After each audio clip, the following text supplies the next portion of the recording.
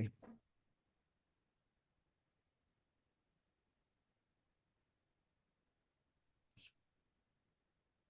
Okay. Great. You guys can see it? Is my screen up? I see black. I just see that you Oh, started screen sharing, but I don't see anything. I don't know okay. if it may be, maybe it's just me. Let me try this other one. No, okay. I see that Carly's Wait. also not seeing anything. Mm, I'm trying the To select another mm, one. Yeah, by the yeah. time people reconnect as well.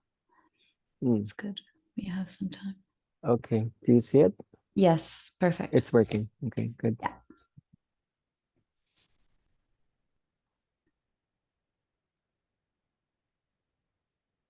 Okay, so all right. Let me go back. Yeah, let's start Okay, over. so start over. Let me just take care of this annoying caption, which I don't need. Okay, so I think we're interested in story. Stories will be infinite. You're going to be holding space, and when you hold space, how much space do you give for each person to tell a story? If you have 100 people in the room, you had an hour. If you had 30 people, you had 2 hours, and you need to allot time for the journey. Um, Stories will come. They will come and go. And I think there are going to be different layers and different levels of what a story is. Um, so we would ask the question, what is a story anyway? What is a narrative? What is a linear construct of events that happen one at a time? And is it possible that stories are invented in a way that babies don't have stories? Animals may not have the same storytelling dimensions that humans do. Do trees have stories? So there's something in the human that seems to have developed some kind of reflexivity, where a story in a way is a way of looking at the mirror. It's like we're able to look back at something. We're able to look back, for example, at the story of a person in a way that's abstract that we can store in our minds. We can um, think about the story of culture, the story of the earth, the story of language, the story of a particular word, that the word could have a history or an etymology. So there's something in the brain that we would study that allows us to actually bear this reflexivity. And there's something about inner dance that's actually able to explore the land of stories without having to wipe them away or cancel them out. We have to be careful about the way we think about the story. Inner dance emerged primarily from an actual set of stories. And one might say they were the stories of the earth. They were stories of the universe. And very, very specifically, inner dance had a lot to say about the story of light. Sorry, when I accidentally push the screen, it comes up. The story of light. When I came upon my inner dance, I was seeing that we were light, and we had a whole story of beginning from the sun, and we were stored on the earth, and then we traveled into plants, and then we just kept going, and we just kept processing light until light was able to look back at itself. In a way, humans are the eye of the earth that's able to reflect, to bear reflexivity, to be able to look at the mirror. We are the earth, and we're really just the eye of the earth that's able to look back at itself. Um, so there's some level of complexity to what I'm speaking, because a story is made up of parts, and it's also made up of a wholeness, like a theme, um, a moral, an essence. So you have that, and there's something about the story of everything else that meets your story. The story, I feel, um, story holds the space. In a way, from Aristotle's Poetics, story requires like a beginning or a starting point. And then stories need to have an ending. And there has to be a middle if there's going to be these two. So I think when we were born into birth was the beginning, but we were born into a really big, complex, intense middle space.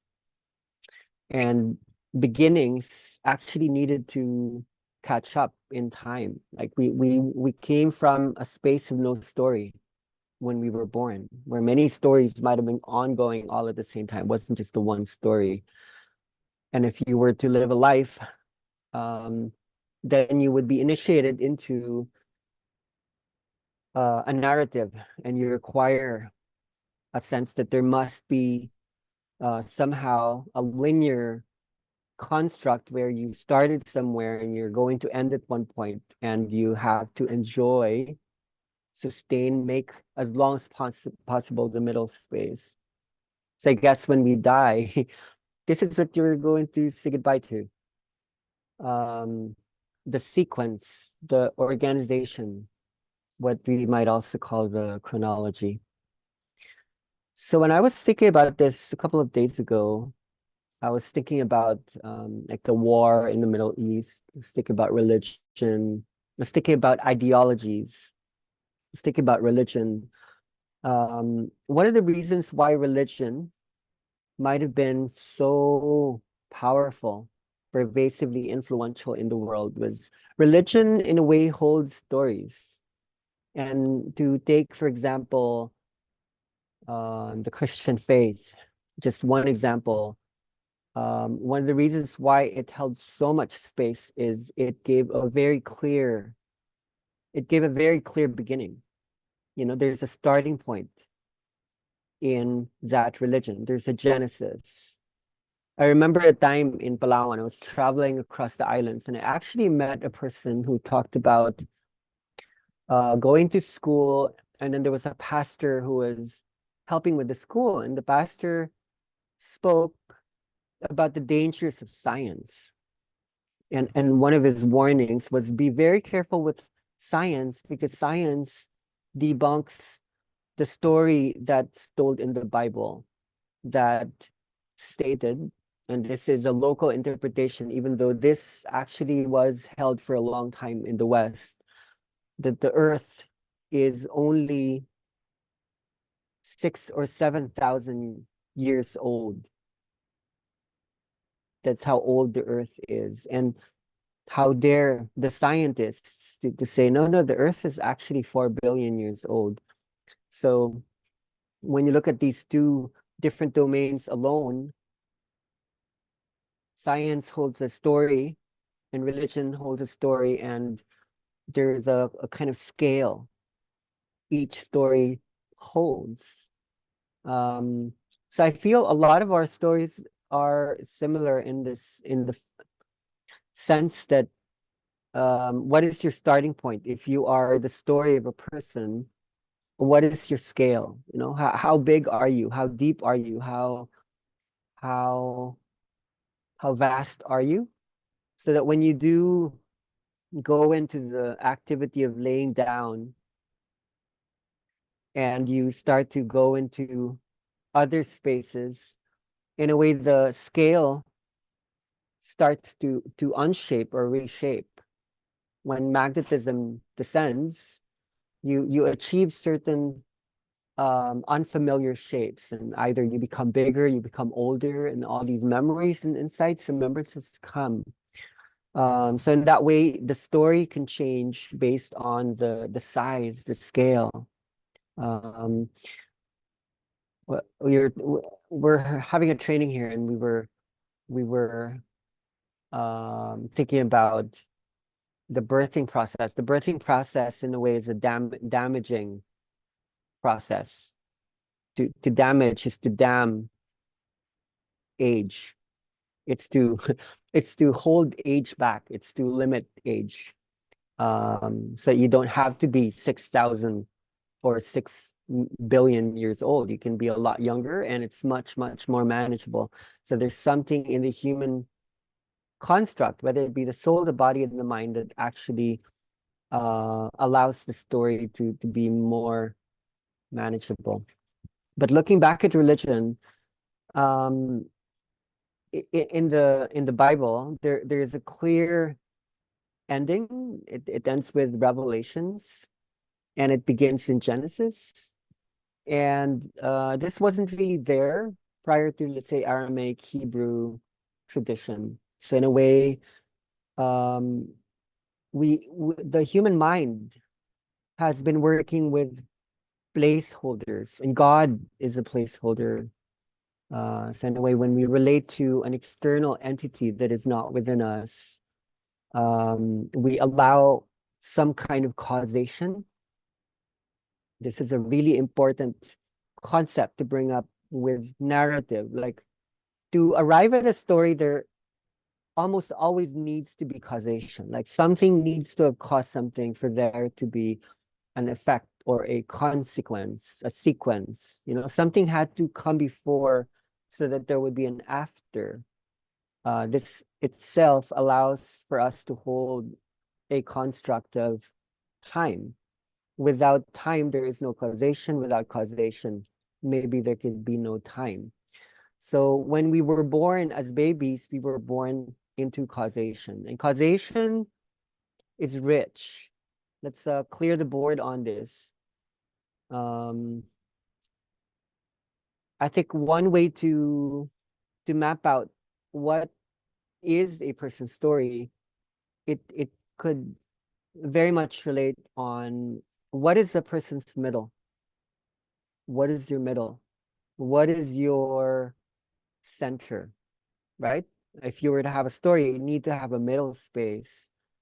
And from the point of view of mankind, there have been many, many middles. We can track it through the Greek words used to represent the many middles. Theocentrism would be the understanding that God caused us, God created us, God is the middle, God is the thing that influences us. We could look at the geocentric model, meaning Earth, aka nature, caused us. The Helios would be the sun is the middle of the universe. Could be logo centric, like meaning is the most important. If you look at the psychogenesis model or the psychocentric model, you could really just keep going on. Right now, we are pretty much in experimentation with the anthropos or the anthropocentric model, meaning right now, it seems like the biggest influence on Earth is man. Like, man causes the Earth much more than Earth causes man. We're also dealing with egocentrism, where it's not just the species itself, but the individual, the richest person, the most powerful, the one that holds the most status is the most important. So when we deal with the movement from one point to another, we can say that entails a change. There's always a transition. See, can you remember maybe a time when we used to think that the Earth, no, the sun was in the middle of the universe, and then this Polish astronomer Copernicus said, no, no, no, that's wrong.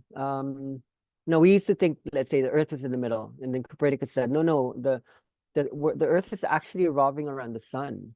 The ego broke in a way that we had to create a greater scaling in the mind that would make more space for what's called a solar system. Suddenly we had to disorganize the mind from a religious and scientific point of view So every time there's a movement from one centrism to another, we actually experience like emotions, mental destabilization. In many ways, when depressions come, it could be a reason that the old center, the old middle is disappearing, and there's a tendency to look for a new middle. Like what do I invest in if I had collapsed within my old worldview? You know, what is my new center? Right now, what's interesting from a quantum and cosmic science and spirituality, what we're learning is that there is such a concept called omnicentrism, where everything is actually the middle. Like you are the middle, your mom is the middle, your brother's the middle, that flower is in the middle. Everything is the middle, no matter how weird, how irritating, everything is the middle. And we have to shift in our bodies, in our minds, in ways that might accommodate for this new perspective, this new worldview. And there's some resistance to an omnicentric worldview. So in a way, when you do approach the concept of story from that sense, there would still be a story. It's just that it's going to be the story of all stories. So inner dance can bring us there. Inner dance in the beginning for many people is about discontinuity, or it's about interruption. It's very, very good in the beginning in creating a disruption, an eruption, an interruption. To rupt is to break. And it's very good at breaking down the linear, the trauma, the story construct that we might not be so the parts that we're bored with. It's very, very good at that. But if you sit with the process long enough, and for me, it was never really like a session or a workshop. It was living in solitude with nature for a long period of time. Inner dance brings about a much larger continuity. That the more you keep discontinuing or interrupting the story, a much larger story appears. And you know how a lot of people might romanticize the concept of the ego death. After that death, something needs to birth. So what we would speak about now is what does it mean to birth a planetary or a universal consciousness that now is fermenting in you. That maybe you're giving birth, and maybe what is birthing is not you. Maybe it's what was there before you, like what things looked like before you came here. You were the earth, you were the universe, and you lost that aspect. So what does it mean to regain that? There would have to be an unshaping and then a reshaping. So I would love to go into an understanding of story from the point of view of history itself. In the inner dance, initially, like the history goes away, but history doesn't go away. It wouldn't go away because you signed a contract. You are right there in your body that stores the information, and you can't just break that contract. That contract is sacred. So we need a conceptualization of history from a spiritual perspective, something that bears in mind space and time, evolution. Deep story, deep history could mean two things for us, from the personal and the planetary. For one, what would be a psychology? What would be a structural understanding of consciousness that holds the deep story intact? If you were to study this in the long term, where would you borrow terms from? Deep story had ever been interested in developmental developmental stages. This relies on the story of the baby or the first human that shifts into the adult. It's a story of the person, starting from the starting point. The other psychology that holds the extreme insights to this is evolutionary psychology. It's the understanding of the growth process of the species, or it could even be the ancestral group. This is call it it could even be the understanding of having been on the planet for a long time. So because these two stories don't always match, the epistemologies, the ontological status of both of these are actually quite different. It's not always easy to create a linkage between the story of Earth and the story of man. So in a way, something that you're healing is somehow these two stories are connected. They're actually one story. So how do I reunite with the story of the Earth? How do I remember? There has to be a process. There has to be a kind of transition point. And that transition point won't be a small transition point. Let's say, okay, I am right now 30 or 40 years old, maybe 50. Maybe I'm 50 years old, and I am about to shift from that to 4 billion. It's not a jump from 2 billion to 3 billion. It's not a jump from 50 to 100. We are at the age of what's called epochal consciousness. The consciousness not just of decades or years, but epochs, ages and eras. So there's something about our time here now, everything to do with the spiritual awakening, technology, cultures colliding, like all these changes that are happening, there's somehow a jump in time and space, and the inner dance marks that jump. This is not conceptual for me because I have been watching inner dances that belong to the developmental stages, where it would be about a participant going back to the age of 7 or 3. But I've simply watched too much people going back to the ancient, the ancestral.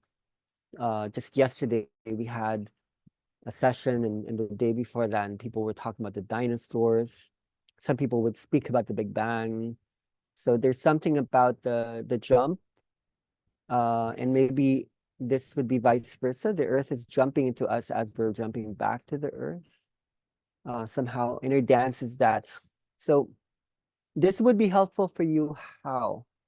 As a pilgrim, framing your own story would help in how you draw upon resources that come from the source. As a space holder, and maybe later even as a trainer, how you frame the scale would determine where people would go. If I noticed a lot of people go into the developmental stages, then there would be a lot of psychoanalysis. There would be a lot of talk about trauma. There would be a lot of loops. There would be certain communities that would keep going back into the personal, and there would be years and years and years of inner dances, and they keep going back into the same story, the same history that doesn't seem to change, because when we conceptualize the past as if it was a rigid part of our having been here, and we can't change the past. So in a way, that's why things loop. There has to be a way to reconceptualize history in a way that maybe the past isn't as past. Maybe there's something about the future and the past that goes into a circular, regenerative conversation. So those facilitators who tend to hold much, much bigger scales, there tends to be less personalization, less subjectivity, less over motivation, ego, need, want. There's a what you might call a going beyond, what you might call a transcendence, as transcendence of the self or the ego. And when that happens, the ego is normally quite bound by limits. The ego would repeat these notions that I'm only human. Like I can't change. I'm really small. I can't do that much. It's when we extend our minds through deep time, deep space, that we start to borrow from the much older, the much more wise aspect of ourselves that have been here like a long time. So everything would influence this, the way you speak, the way you hold words in your system, and the way you hold words for others, the way you hold conversations. When you start to hold these vibratory statements, like it's happening for a reason, um, everything is as it should be. Somehow it's because you are able to borrow from the oldness of ancient bodies, and you're not scared of the limitations of time itself. Like one of the biggest traumas, one of the biggest fears people have is, I don't have enough time. And you might hear this even from people who have a lot of resources. Some rich people act from a space of poverty because even though they have a lot of material goods, when there is this belief in the scarcity of time, that you are only going to be living this life, and after the end, coming from the big or small middle, that's it. Shifting into an evolutionary perspective. It doesn't have to be a Darwinian um, perspective of evolution. There could be a post-Darwinian view, and we can talk about that more today. Then people would slow down. There might be less anxiety. Um, so I believe that we have been going through dimensions of history, um, from the Western point of view.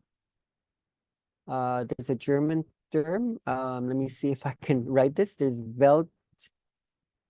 wait, I wrote it down somewhere. Weltgeschichte. Um, where is that? Here. I don't want to make a mistake. Weltge.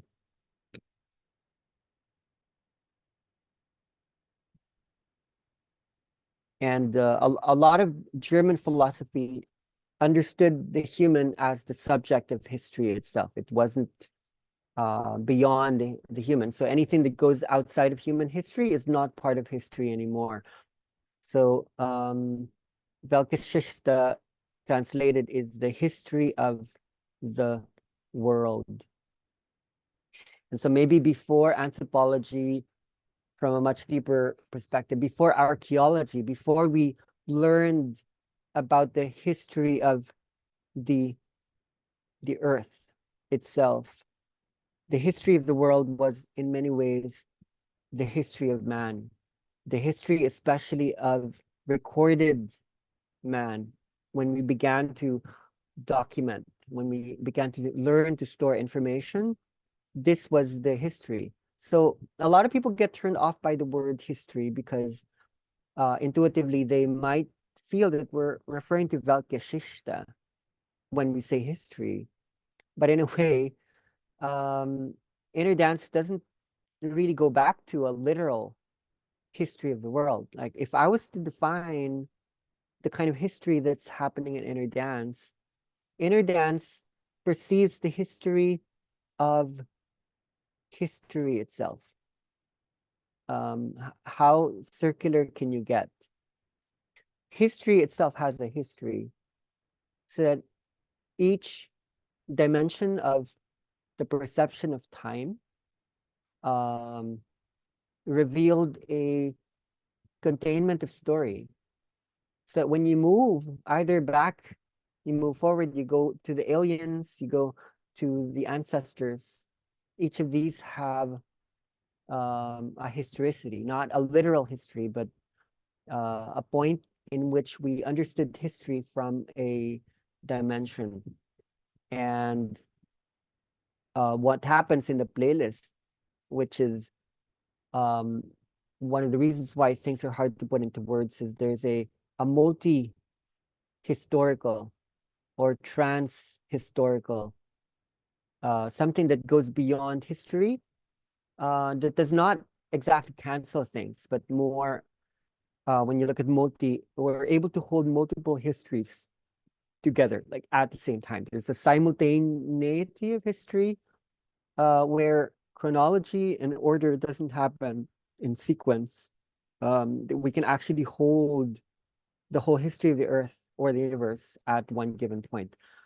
And when we learn to hold that in the sessions, learning to incorporate, learning to be that inclusive, that is actually quite big already. So I want to maybe professionalize this a little bit, not to just look at this from the spiritual person's point of view. I would want to look at how do historians actually see the world now. It's a very confusing time for historians, to be honest.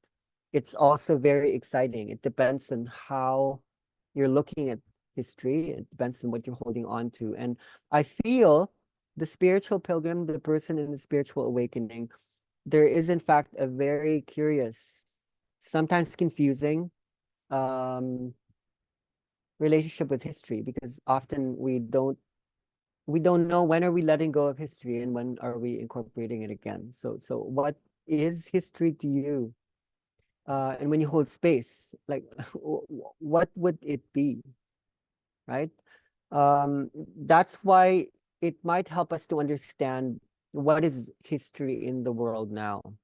What is avant-garde history? So there's something happening in the history of the earth and the world. Like these two are actually battling with each other. The history of the world, which is the history as told by man, and then there's the history of the earth.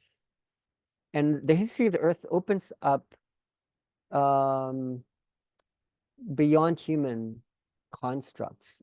In many ways, the history of the earth used to be called prehistory. That was history before we could record history, the history that we know nothing about. And for that reason, there has been a lot of resistance in the domain of the study of history, where we can't really go into this a careful study of prehistory because we can't go there. You can't build a time machine. And this is before we learn to read fossils, before we learned about the genome, and before we could trace things beyond just writing. From a spiritual perspective, what would be interesting here is that we are experiencing this. So even if there are no very real um, concrete documentations, let's say Steven Spielberg wasn't actually there a million years ago to document what is happening in the world, there's something in the spiritual experience that does bring about a remembrance of what was there, like in the beginning. And this doesn't have to be like a remembrance of events. Sometimes when you're having a hard time speaking, when your body is moving like uh, an organism, like a serpent, like a sloth, like a worm, like a germ, like a bacteria or virus, that's already an experience of what it was like on Earth a long time ago. Not in terms of a literal moment, but more of a dimension of what was it like to have been part of oceanic consciousness, or part of the original human that decided to live in the vast prairies of Africa to become part of Homo erectus that would become Homo sapiens later. The very movements that are happening in the body, the very dance, the inner dance itself is a reenactment of the prehistorical human, the animal human, the non-human human. Okay, so historically in science, there's a movement that belongs to partly the ecological dimension, especially the ecological crisis that is making us ask, how are these related? How are these, in fact, possibly even one? There is an ecological crisis happening, and mostly that could be understood through climate change. That could be understood through peak oil, energy resource depletion, there's something happening in the planet, and more this level of empathy between the human and the earth, we need this. How could we save our planet? I don't know if our planet needs saving, but we do need to take care of it so that we can save ourselves. If we don't know the planet that is undergoing the change, how can we work with it? So there's this tendency to try to borrow something from the very thing that seems separate from us that could allow Earth itself to inform us. So this is another crisis that falls on top or underneath the more urgent crisis, like the crisis of climate change. So there's a movement called I don't know if you've heard of the Anthropocene. So scientists have voted that the human has affected the planet so much that it cannot be considered a tiny, insignificant part of history. In a way, the human is now an epoch. The human in the chronology of the earth is now an age. We are now an age. And this is quite recent. This happened in the last decade. It's official. It's more or less official now that in the Anthropocene, just like the Holocene, just like the Jurassic Age, the human being is now an epoch. And this is doing something, which to me is actually quite spiritual. This is creating a deconstruction of the human conceptualization. So I'm going to speak slowly from now, just so I am able to clarify what this means. Because a lot of this is applicable in the work that we do. The human being is becoming a geological force. In the past, the human being did not have this force because the earth held so much power that on the level of causation, the earth causes man. The earth causes man. So when you go back to tribal consciousness, mythical consciousness, archaic consciousness, the earth influences the human. You know, like a lot of our old stories were about how the thunder, how the wind, how the oceans, how fire, how clouds, how the volcano created man, caused man. And right now, in the age of the Anthropocene, this geological agency that Earth enjoyed is now undergoing a reversal. When we voted that the human is now an age, the human is now enjoying the power that the Earth has. So in a way, the human is a geological force that has the power to change the Earth, the power to cause or influence the Earth. I want to read from a book. No, actually, this one is from an essay by a climate change and post-colonial science writer. His name is Deepesh Chakrabarty. He is Indian, and he has a very famous essay that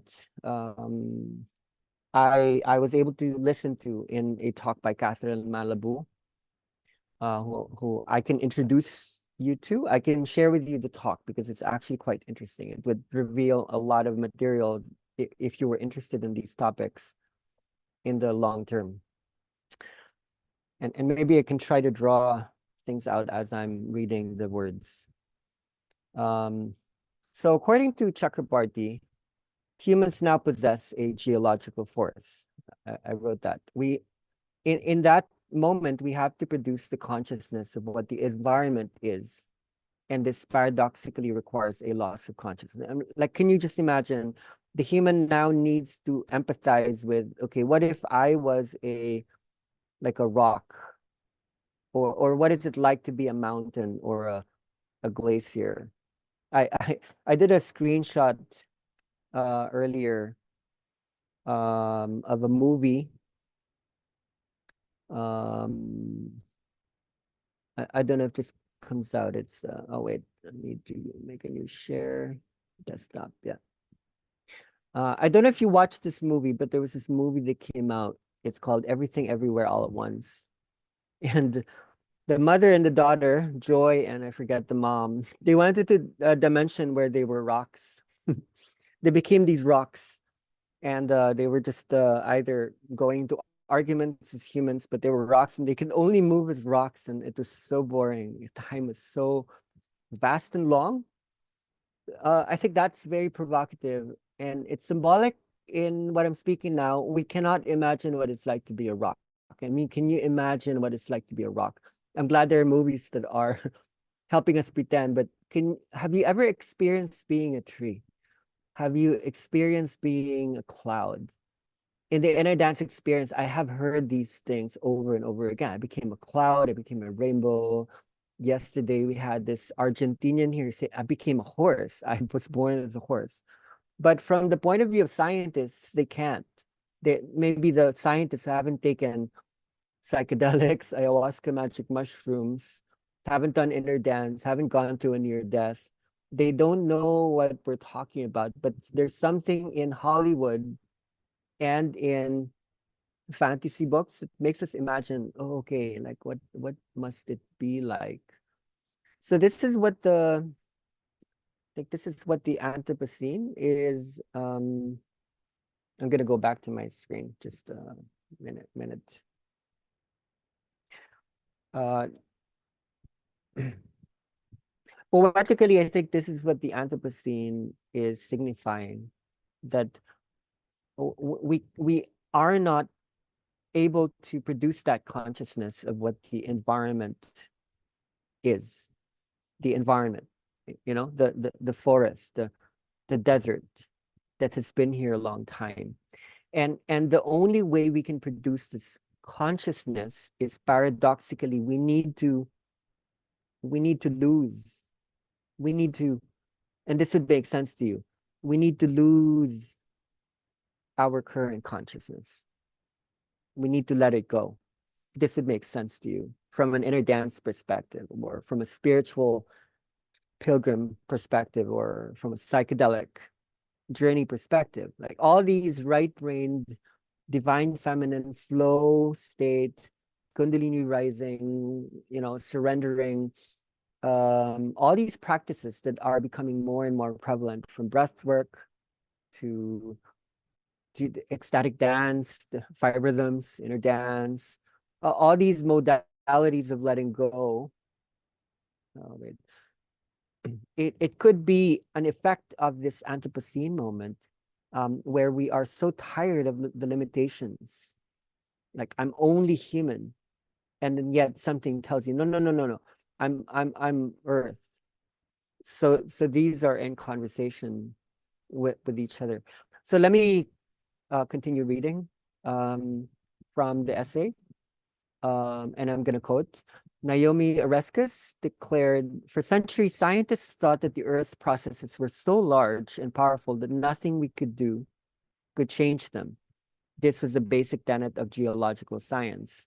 The human chronologies were so insignificant.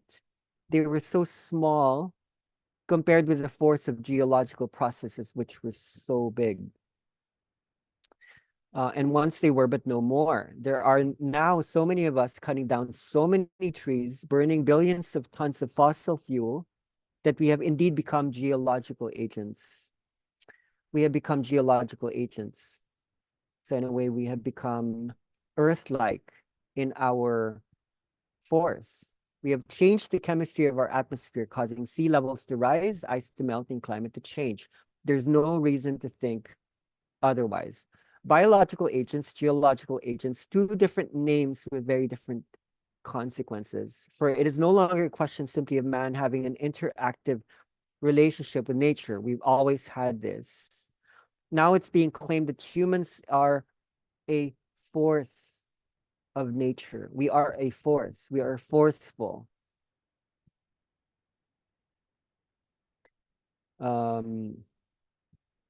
If the human has become a geological force, it means somewhere at a certain level, there must be something like an isomorphy. Okay, that's an interesting word.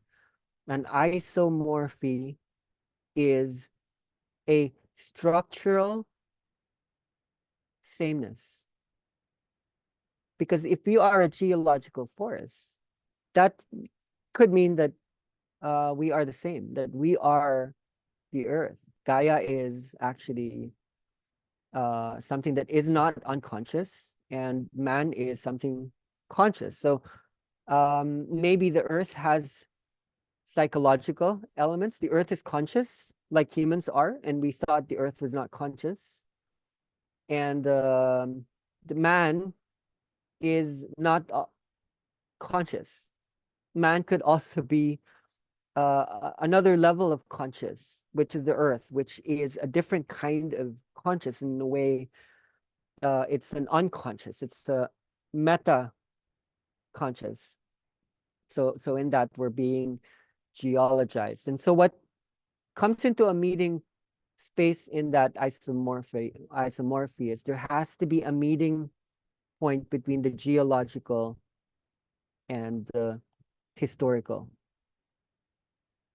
There has to be a collision point between the geological and the historical. And right now, on a consciousness level, it's not happening. We have to think of the two figures of the human simultaneously. We have to think of the two figures of the human. One of the figures of the human is the human, and the other figure of the human is the non-human, human. So now there are two figures of us.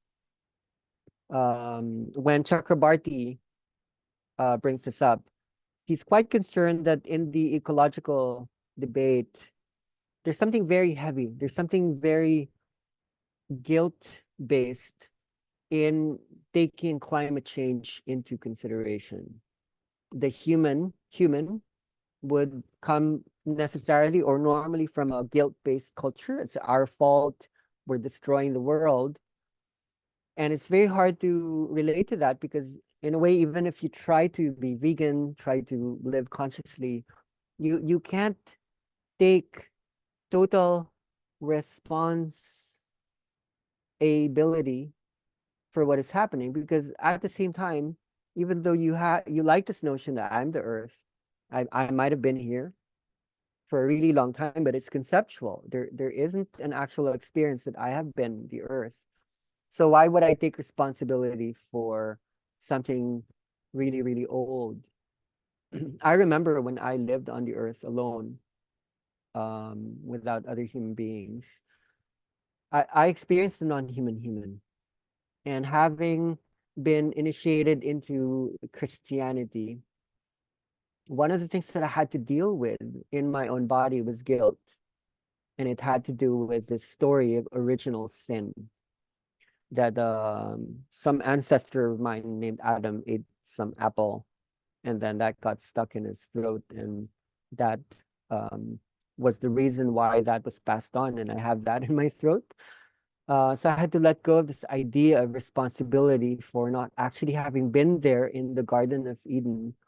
And when I released myself from the human conceptualization of storification, I actually felt this forgiveness where I could start over again. So there's something about the detachment of the non-human human, um, where becoming a geophysical force in the planet, we have a way of taking responsibility in a way that's not going to invalidate the situation or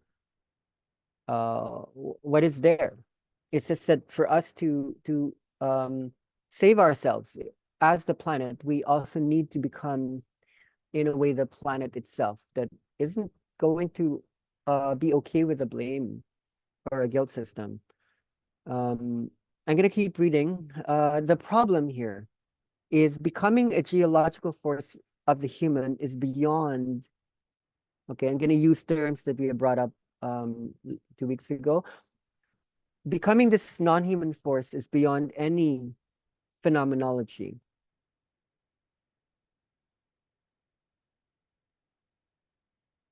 There is no abstract. There is no ontological status. There is no existential reality that brings us a mode of thinking that allows us to take this in, this idea that we are the earth.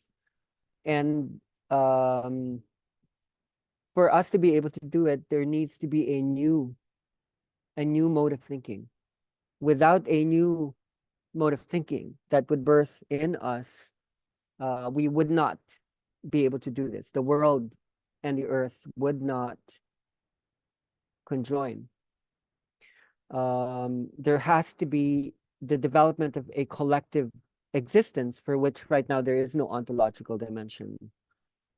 There has to be a stretching out of our capacity for our interpretive understanding of this. We need non-ontological ways of thinking the human, which means we need to think beyond who we are. And so, of course, we are in this inner dance journey because this is precisely the point. This is the causality. This is the destination. Like without this, then we cannot move forward.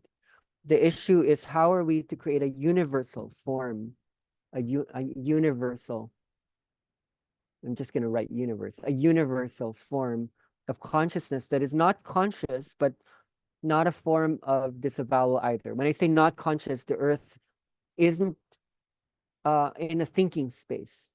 It's not in a thinking space. The earth doesn't judge. The earth just is, you know? It's purely reflexive in that way. But at the same time, we cannot deny. We can't just be like Donald Trump, we can't be like the climate deniers that we go into fracking, that we go into the continuous use of destructive fossil fuels, and say, no, it's okay because I'm the planet. I don't care. There has to be enough care that needs to borrow from a human understanding, but there has to be a very detached human that allows for this beyondness to come about. We need this new form before any possible ontology could come about, or a new sense of history. Okay, so this was Chakrabarty's contribution, a historian of climate change and post-coloniality. So in the talk by Catherine Malibu, which I mentioned now, which we will share to you as the post study for the next weeks, if in case like you found this particular day interesting. There was another historian. His name is let me write it down. Daniel Schmale. In case you're interested in this book that's called On Deep History and the Brain. And I have it beside me now, and I can read off that. I'm going to juxtapose Chakrabarti and Schmale because they have very, very different conceptualizations of history from the starting point. From the point of view of Chakrabarti, the starting point of history should be the earth itself. Prehistory from that level, which is the geological centric model. From the point of view of Ishmael, some historians are studying more of the biocentric point of view. So there's a meeting point between the brain, behavior, and history itself. And we're going to be talking about the brain again and again. There's something about the brain that has a history in a way that construct that's called the brain is a history itself. There's a complete mirroring of history that's stored in the brain. And we just have to think about what did the brain look like, just as what did history look like 1,000,000 years ago or 5,000 years ago upon the invention of writing, the invention of archaeology and cities and so on and so forth. So I think this is interesting enough to explore. The powers and the forces of geology are very different from the power and the forces of the biological. The biological is more chemical, especially from the organism, and the geological is more minerals. It's more of the earth elements, the wind, the vibrations of the earth. So this is something the Anthropocene is also bringing about. There is not really a consensus as to when did we start? What is the start date for the age of the human? Chakrabarti is stating it must be the earth itself, and that somehow appeals to the inner dance process, where we are being called to go back to nature, looking at the origins of inner dance itself. But what we are observing in the human is we are affecting the nervous system. We are affecting the way people undergo response mechanisms when we study the autonomic nervous system, the circadian rhythms, all of which get altered in the inner dance process.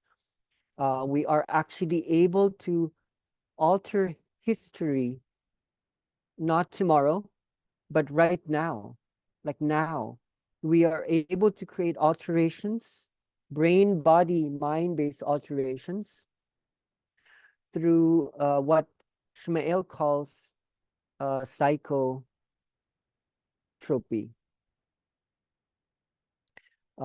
which means that we are somehow related to the environment. There's an interactive relationship between the human and the environment. Okay, let me look at the book. Let me define what psychotropy is. Psychotropy would be the mood changing practices, behaviors, and institutions generated by human culture.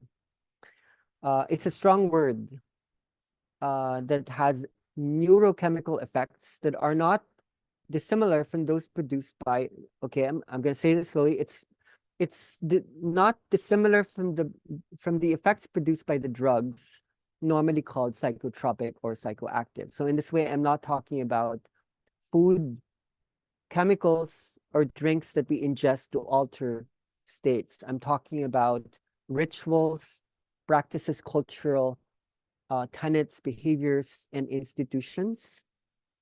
And this is more or less related to the work that we do. Like music could be a psychotropic mechanism. In the inner dance, touch, the way we hold people, can be a psychotropic mechanism. Even the words you hold are psychotropic in a way that There could be feelings that arise, there could be emotions that erupt just in the way we are able to hold music, the way we hold bodies, the way we speak that holds context, that alters mood, that then alters perception or awareness, that's holding a certain dimension. So why would this be um, interesting? For Shmael, um, psychotropy is historical, meaning our the tools, the foods, the things that we rely on are historical agents. Culture is bound by the collective, especially um, the collective external things that we take in, you know, that entrain us historically. So he's very big on the topic of addiction. And addiction for him isn't something that began in the 17th century that defines how we understand addiction today. Addiction in its origin is actually a lot deeper. It's a lot more. The modern word began in the late 17th century. Earlier, the word had implied the state of being bound, or, and this is really important, indebted to a person. So I want to underline DEBT, indebted. Like addiction was about enslavement. It's about being indebted to a lord or even God or the devil. So addiction was initially a form of enslavement. I mean, it does seem like that when we think about how people are slaves to what people are addicted to that have power over them. And inner dance, in a way, is a liberation from addiction, from need, from hunger, from reliance. It brings about independence. I would love to look at this word for a long time, like debt. What does it mean to be liberated from debt? Debt is a very, very old construct. In fact, the very moment we invented language and um, linear thought construct and the money system itself, debt appeared. Like the sense that I owe, I am indebted to you. Like I need to pay you. There's always going to be less resources as opposed to how much people would need, that people would require. So what does inner dance do that actually liberates people from debt? A lot of you would be coming from countries where indebtedness is inbuilt. In societies like the Philippines, China, Korea, indebtedness is more cultural. In the West, indebtedness would be more individualized from a monetary point of view, like student debt, credit card bills, and so on and so forth. We're hoping to reverse this. So there's something very relevant in the way inner dance actually releases us from debt, and debt is the foundation for addiction itself. Okay, we're not just talking about drugs here.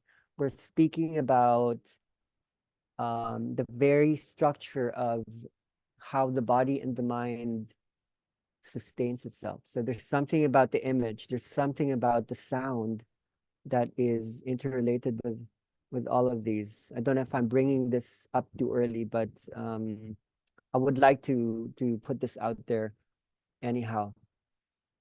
Let me see if there's anything more from so anyway, like Shmael posits addiction not necessarily to be a negative thing. Addiction is a way in which humans historically had sustained relationship with nature.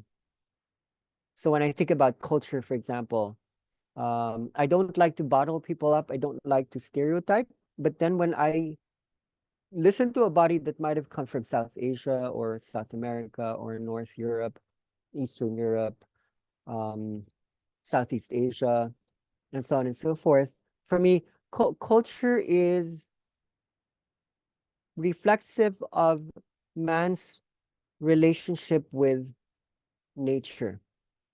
So it could be climate, it could be um, resources, whatever that was there. Culture is a living reflexivity of how man interacted in nature then and there, in group space. And when people break away from culture, they are breaking away from that interaction with nature. So anyway, addiction, and we will study addiction in the long term. We're going to look at the dopaminergic mesolimbic pathway in the brain that we do trigger in the inner dance experience. We break addiction.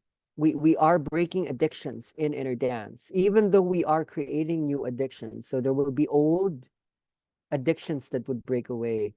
But if addictions actually hold a positive view, if addictions are part of deep history, okay, that we are how we are now. We were able to store information. We were able to store data. We were able to store minerals and resources, nutrients in our body. It's because addiction created patterns. Addictions create like expectations, anticipation, reward system as opposed to pain processes. Then addiction can bring about new states of awareness. So you know how they say, okay, you need to eat the right foods. Like even the work that we do, people are getting addicted to inner dance, to Kundalini, to energy process, to spiritual modalities. This is the way that we are sustaining new conditionings, new programmings, new patterns that we are setting in, which brings about a new history, a new history, a new dimensionality of history. And so inner dance is in many ways it's not a psychotropy. Inner dance is in fact a inner dance no, inner dance is a multitude, a collection of psychotropic mechanisms. It's a collection of many psychotropies. And we have studied this for quite a long time now. How do you bring about all the psychotropies that influences the breath, the brain state, the heart rate, the digestive system, metabolism, immunity, emotions, feelings, thoughts? How do you collectively bring about a psychotropy that is a collection of psychotropic mechanisms that actually remembers Earth, the memory of the Earth from a much longer period. So especially in the way we are perceiving the playlists now, we're able to bring in more psychotropic mechanisms that lead to what's called a homeostasis. It doesn't always seem like we're achieving a homeostasis because homeostasis thinks about balance. But we're looking for a new balance. It just doesn't seem like that because on the way to that, we need to imbalance the old so that we can achieve a new balance. That a lot of people might need to go through a lot of imbalances because the old balance was based on the fear of death, the illusion of separation, certain judgments that have been stored in the body and in the mind. So to achieve a new balance, there's this turbulence that many people have to go through that in fact relive a lot of the histories of the earth. To remember the history of Earth means to go through epochs, to go through, let's say, the Ice Age, to go through volcanic eruptions and um, And so climate change itself is not happening in the earth. Climate change itself is happening in the body, because if you are to create an isomorphy or a structural sameness with the earth, you would need to experience what is happening in the earth. So in that same way, when you think about space, um, like we have oriented ourselves in outer space, but now we are having to move into an orientation of inner space. So instead of exploring the history of the earth from outer earth, we are experiencing earth from inner space. Don't lose the meaning of what outer space is, that when you juxtapose what inner space could mean, earth is inside. Like, this is what it could mean, that we are about to experience the earth. Okay, so I'm going to close this soon, and we're going to go into a dialogue and a discussion. We can host some sharings, experiences, and yeah, like insights, ideas, yeah, whatever questions might have erupted from here. Um, th this is really important to speak about, because there is in fact a resistance, resistance. There's a resistance to deep time. There's a resistance to deep history. There is something in the human construct that can only stand so much time and so much space. And this we might be able to relate to as the ego itself. So there has to be a transition point that allows us to expand or stretch out, or to go there.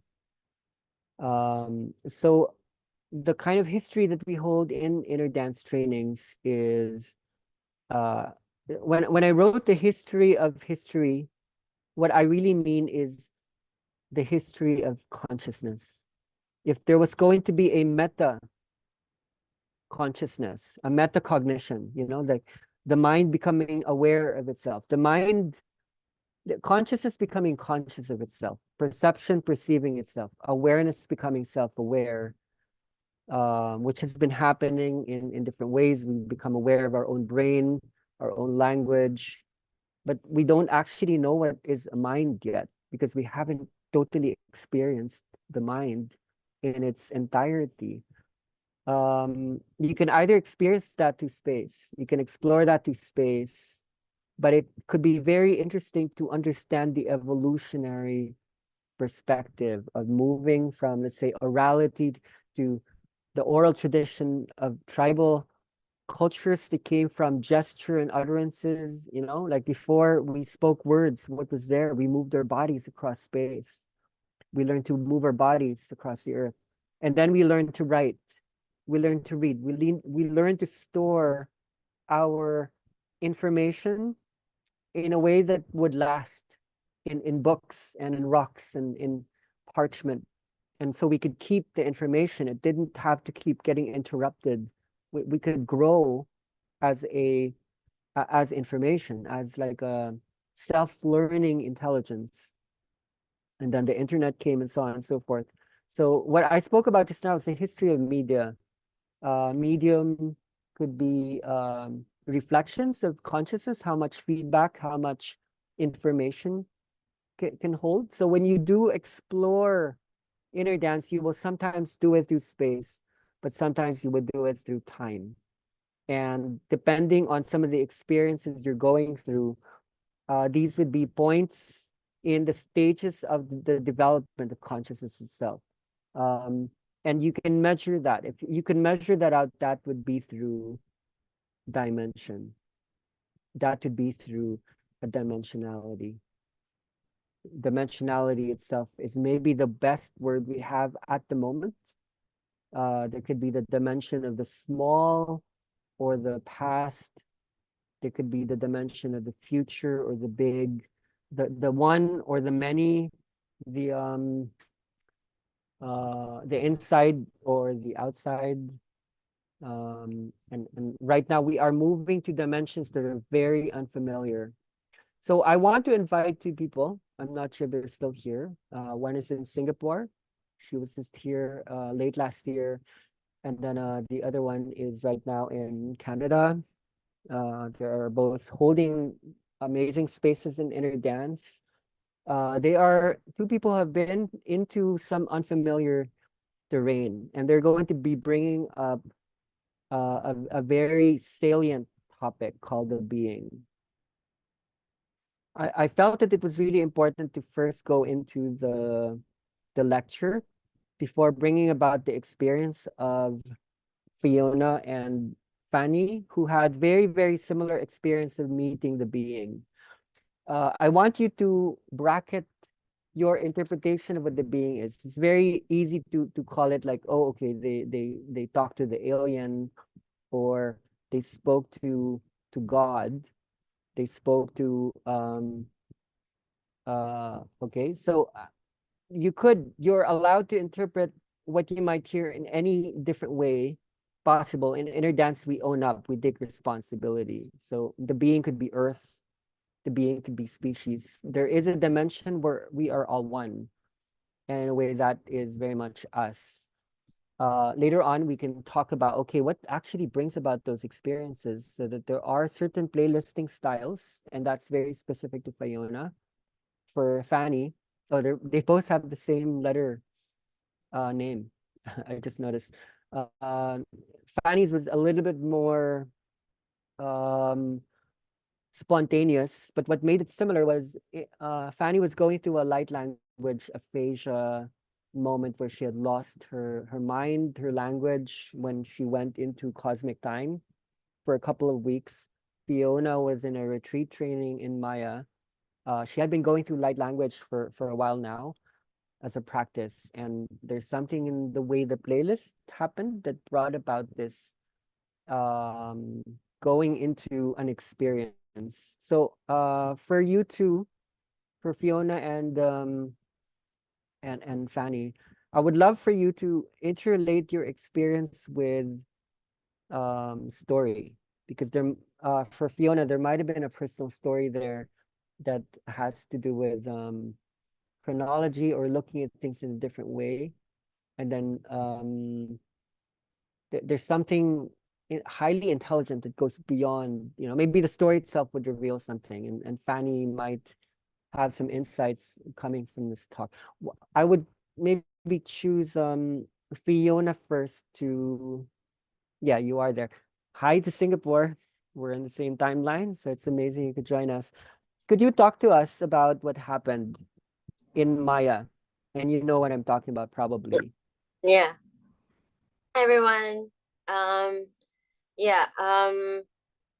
Honestly, ever since I did my training in Maya, I feel that my practice has changed a lot, or I would say expanded a lot. Um, I really see the infinite possibilities that can happen in the space holding. Um, and I've really learned a lot on allowing new ways of facilitating coming through every session. So going back to Maya, what happened um, on the roof of Pi's home? um, we were under the stars. It feels really spacey in that evening, and Pi was actually experimenting with music that he haven't done before. Actually, he was spontaneously downloading apps and then spontaneously playing the music, and I think he was kind of figuring out some of the new apps that he literally downloaded during the session. And I remembered that the music somewhat stopped at some point, but it didn't feel off. It felt like, oh, the music need to stop somewhere. And then he was playing some weird sound, sounded like some alien pressing some buttons in their spaceship. Anyway, so it started off me at the top of my head. What I'm thinking now is yeah, I remembered myself saying numbers. I was going back and forth with different numbers, and it doesn't go beyond certain numbers. So I was like 1, 3, 2, 9, 6, 7, 8, 9, and then going back and forth with those numbers, and then it goes up to like 12 and not often 13, but there is, and that was it. Like I keep going back, and especially 7, and then 7, 7, and then 9, 10, 11. It's just keep going back and forth. It was so weird when I was hearing all those weird sounds, like, oh, why is the music stopping? Okay, oh, okay, I needed that. Kind of like it felt like I was channeling with the music. And at some point, at that moment when all those weird alien sound, I felt like there was a passage, like this light beam. Actually, I think I didn't mention this to them during the session. I saw this light beam above me, and then that was it. I was in a spaceship. I felt like I astral traveled. It felt like as though I was on a psychedelic trip. I couldn't speak because it felt like I was just like my aura was there, my shadow was there. It just felt like that, and I couldn't speak because it was just my shadow. But I was looking at the alien face to face. I was looking into the alien's eye, and the alien was staring back at me, and we were like looking at each other, and we were like, hey, why are you here? Like, what's going on here? And I was trying to figure out actually what's going on. It's super weird. It's weird as hell. And I could see very, very clearly. It's one of those UFO looking alien. It's gray, big eyes, and kind of like flat ears. So we're just looking at each other, tilting the head, and there was no voice, literal voice, but the voice is in my head. That we were talking to each other in our heads. Like, why are you here? I know he's speaking, he's transmitting a message or a language that I understand. And so he's like asking me, why are you here? It's so weird that you're here. And then he was asking me, what are you guys doing? You guys are weird. Like, what is this? Why are you doing this? So I felt like the alien was really, really curious and interested in what we are doing, and how did I manage to connect with the alien. He was asking me like how kind of. And then something funny happened. He asked me, no, he was telling me that, hey, this is very interesting, but you guys are less smart than us. This is what I got. Like, what are you trying to tell me? Why are you telling me that we're less intelligent than you? And then he said, oh, you guys have something that we don't have. Okay. And then I saw a scene in the safari of like a cheetah running across the safari, running across the land. And then I'm like, oh, we have that animal instinct, that animal part of our body, that primal thing in our body that makes us less intelligent. So thank you, aliens, for telling me that. I'm like, okay. I was, what's the point here? And then he starts showing me the spaceship, the panels of the spaceship that looks like the launch pad. So that was my experience. And then I came back. I start going numbers again. 3, 4, 5, 7, and then go back and forth. And then I was back into the space. to process what I was processing before I went into the spaceship. But I really felt like I was out of my body. I don't feel my body. I was really there, which is weird because I thought I need to be in a psychedelic trip to be there. So yeah. Thank you. Thank you for keeping it concise, interesting, fun, mysterious, informative. Fanny, maybe this is a good time for you to come in. Take your time as well, because there might be some things to come up that maybe you weren't even able to verbalize before. Yeah, thank you. I never realized how much our stories are similar or holding similarities. So I need to go back in time a little bit. This happened in like 2021. I always experience something interesting. I was nomad for a long time. I'm still kind of like in between spaces all the time, and I came back to Canada, and I was going into very deep processes, and looking into the trust and looking into the word trust and the meaning of trust, and what is held in my body, and how, yeah, what is all of this about? What is the concept, the conditions of it, like how I hold it in me, and how is my environment also holding it? So um without going too much into the details of the story, while at the same time holding the story, I started to experience different movement from the body, and different dysregulation of movement at the same time, from my left and my right. And slowly I went into aphasia. And aphasia is, um, it's not losing language per se, because I could understand, but it's losing the ability to speak. For me, this is how I experience it. There's different types of aphasia that we're going to look into probably um, during this time, but I want to focus more on the idea of going back to the childlike mind, going back to spaces where all dimensionality exists.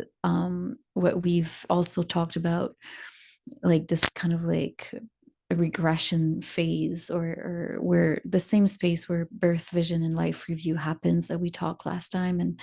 And so what I was experiencing going into dimensionality is that I could, in my body, feel very, very heavy and very, very old. And I could feel this kind of like uh, deep space of holding not just the earth on my shoulders, but like the whole universe being me. And I could feel that I'm going to black out. I could feel like such a high pressure on my forehead, like kind of like the third eye area. And then I knew that I need to drop into it. This is how I was calling it, that I need, like, I had time, I had space. So I was allowing myself also to really drop into it after I went through feeling a little bit of the fear of it. Like, of course, the animal body, like Fiona shared, came in. I was able to really go into the trust process that I've been observing in myself. So one of these times that I've experienced, I felt kind of like this pressure coming up, and I lay down, and I had in my bed a lot of drawings around me. I could not speak, but I could draw, and I could roughly write, mostly text, which is interesting also. And I went into kind of like the movie Interstellar, where you're kind of like going into space, and all the stars are like going all around you, like you're going at the speed of light. And this is how I experienced it. I was really like traveling super fast into the universe, and there was this super light feeling. You can say it kind of like astral traveling, or I don't relate to any other kind of ways to it. And then all of a sudden I was in a space where everything was white, and I was very, very small, like a fly. And next to me, there was this big head, big, big, big head. And I was like, oh, what is this? Like, whoa. And I could just see like a big eye. And I was like, fuck, okay. And then it just kind of like looked at me to the side. And then it spoke to me, but not in language, in kind of like the same language that I've experienced when being in the childlike mind. Like what I can refer to as like telepathy, but I'm not sure that I can like say it's that, because it's kind of a language that exists prior to the language that we learn about. So it was very interesting. And it just looked at me and it said, what are you doing here? And I was like, whoa, like, what? And it was very interesting. And it was, we can call it an alien or a being or consciousness or the future of what we are. um, what is interesting is that I didn't feel fear at all. I didn't feel separated from what I was seeing in front of me. I felt like this is me in the future. Like I'm talking to myself. I'm just like seeing a mirror of who I am, of what I am, of like, and then understanding that in these words of like, what are you doing here, was like like I'm not supposed to enter this dimensionality. Like we don't hold the capacity at this moment to actually go into that dimensionality. And as if it was saying like, we can go to see you, but you don't usually have access to come and see us. So even in if I've heard just these few words, it was holding so much more meaning to what it said.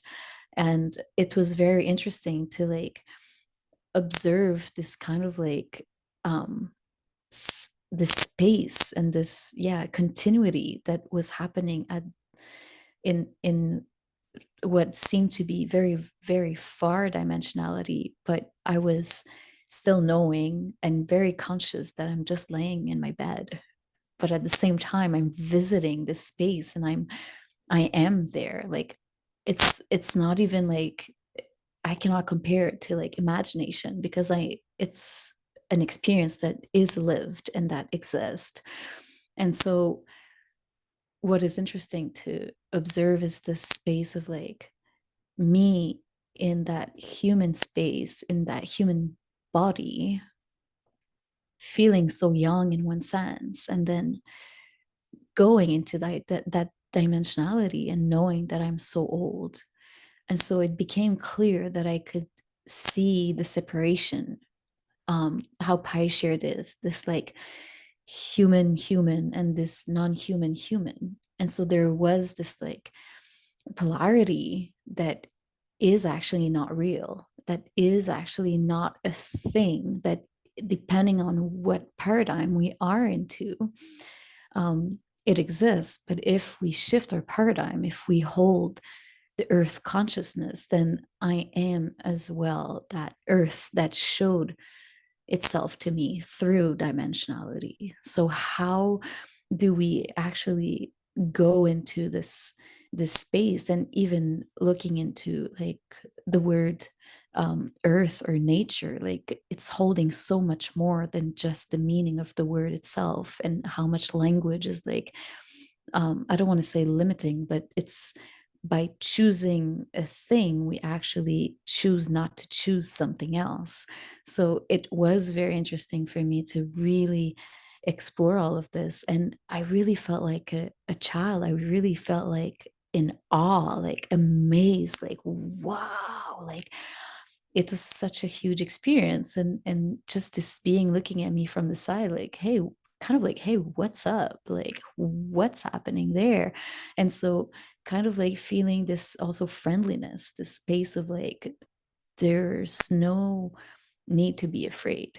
There is just a space of like needing to understand, needing to open up our own mind to it, for us to actually really dive into like what it is to observe or to open up to time and space in a different way. So what is this um, this this kind of like new ontology? Like it's not even, is it still ontology, or is it a new way of observing what it means to be kind of like not just to study a being, but the system of being, and system of being through like the story is important because I need to share it, but at the same time it's holding so much systems into itself. So um yeah, it's very interesting because holding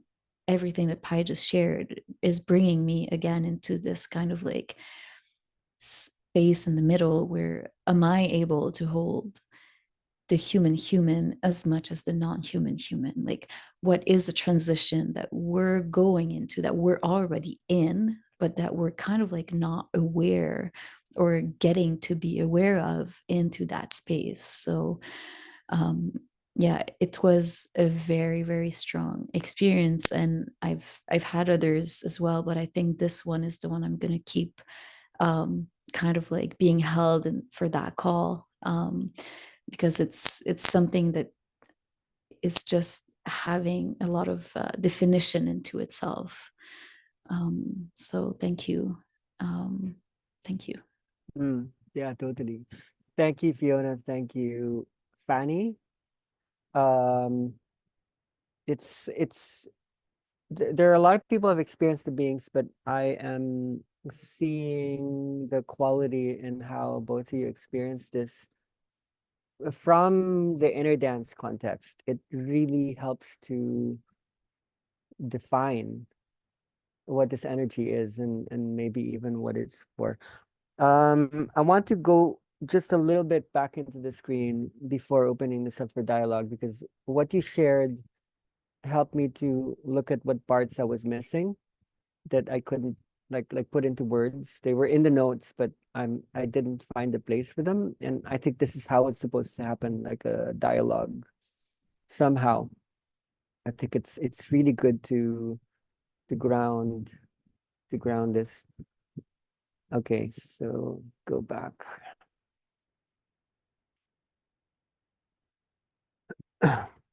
The the points are there. I think it's in a lot of what both of you shared. Sorry, There Pi, are we're not yeah, seeing it. it takes a while to Okay. zoom pi map up. Okay, there you go. It's there. How's it? It's good. Yeah, it's good. Okay. Okay. So what are those points? For one, let's bring up language. I think it was that day when we were working on EEGs, these devices that measure brain waves, and we put on Fiona. We were really trying hard to make the gamma waves jump up in people, and it just wasn't happening no matter what um, music we were playing.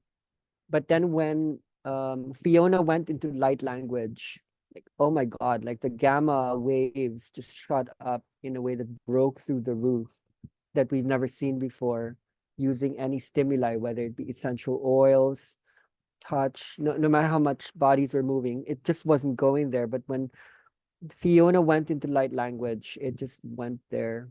So I think that's something that is in common with what you are speaking, um, Fanny. If you were able to contextualize things more, people would understand how much you were speaking from light.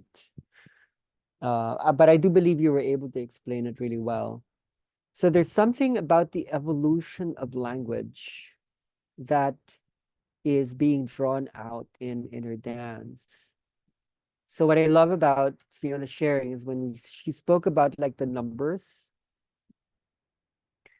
there was something about the way numbers mathematically were measuring. Let's say this just kept going on. Um, Numbers allow for measurement. They also allow for chronology. So when we, once again, study the inner dance process that is metaphorized in the playlist. Like, what is a playlist? A playlist, in a way, breaks possible chronologies that are held in either, say, music. We break apart or break down or break through music. But especially we break through brain. And what is it in the brain that actually linearized and created possibilities for chronologies and order? It's language itself. Language structured the sequencing that can happen in the brain, and mostly that happens in one side, in the contralateralized brain. So there's something about breaking the rules, breaking the combinations, and we can see the effect of it. It's not something we're doing intentionally. Like, we're not willing our minds to, okay, for 3 to go to there, to go to, like, there's something almost algorithmic about things that we have to channel from that other space that's writing the new music, that's designing the new brain, that's speaking the new language, that needs to come from the other dimension. So what are these, like, codes? What are these messages that may not just be numbers? So when we look at this from the point of view of deep history, it does start to make sense. Human history could have started either 300,000 or 200,000 years ago, or 1,000,000 years ago, depending on the chronology. If you're gonna look at the Paleolithic, the Homo erectus, you're gonna look at the Australopithecus, or Homo sapiens. They are all our ancestors. But through that deep story, or that deep history, all of the image, the sounds that we've tried out, all of the movements, the utterances, the gestures, the all of the images we've seen, all the feelings, the emotions, all the sensations that we've managed to store and absorb. Were we to organize all of that, what would it look like? It would look like a language. Language and psychology are inherently interlinked. You cannot understand the mind without understanding how the mind is ordered, and language holds that role of organizing the space. So when we break apart language, something happens, and it seems to belong to this time in history where it's not just a breaking down, it's actually a remembrance of what was there. And for that reason, we are going back to the more primal forms of knowing, that then bring about a new understanding of language. So it's never really just been playlisting. There's a reason why music is undergoing these experimentations, and the fact that people are allowing themselves to be subjected to these codes. Where is that? The new codes that are coming from the other dimension. Like, what does it mean? That allows for a greater aspect of the brain. So we need to go back to deep history, because there's like an honoring, a regression, or a remembering, and something in it is interestingly algorithmic. I'm pretty sure that the tools that I was using, these new apps, were affecting Fiona's brain, but I'm pretty sure those codes were there to begin with, and the apps were really there to merely catalyze. So what we would study structurally in psychology and linguistics is that there's a natural selection and a natural combination of different elements. It could be sounds, it could be images, and when we unselect and then we reselect and recombine things, how long did it take us to arrive at a current consciousness? You know, it took a long time. It took a long history, a deep story, which is why we're not able to, I mean, others, I think you're one of the few in the world who's able to let go of that existing consciousness. However long it took us to organize, to bring that into some kind of story or chronology. You are one of the people who's willing to break that old story. It doesn't matter how long it took us to do it. It's because you are, like many, not okay. It's like, okay, this is not enough. It's where is that? It's not enough. It doesn't work. It's like I'm not happy with it. We need more experience. We need to remember more. We need to go back into that dimension that takes in the inputs and can find the right combinations, the right selections. And somehow you were born in a place in the world that has access to what you do from a multiculturality, from a multidimensionality.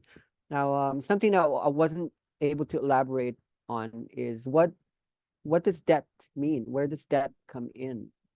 Language is responsible for debt. Now, language was founded at the same time as the money system, because money is in fact a language. It's one in the same thing, a way of holding in place that which was never just a place, that was never holdable. So when you think about, let's say, words, images, we started to create symbols that represented the things that weren't there. And when that achievement came, we could hold on to a dimension we normally like to call a reality.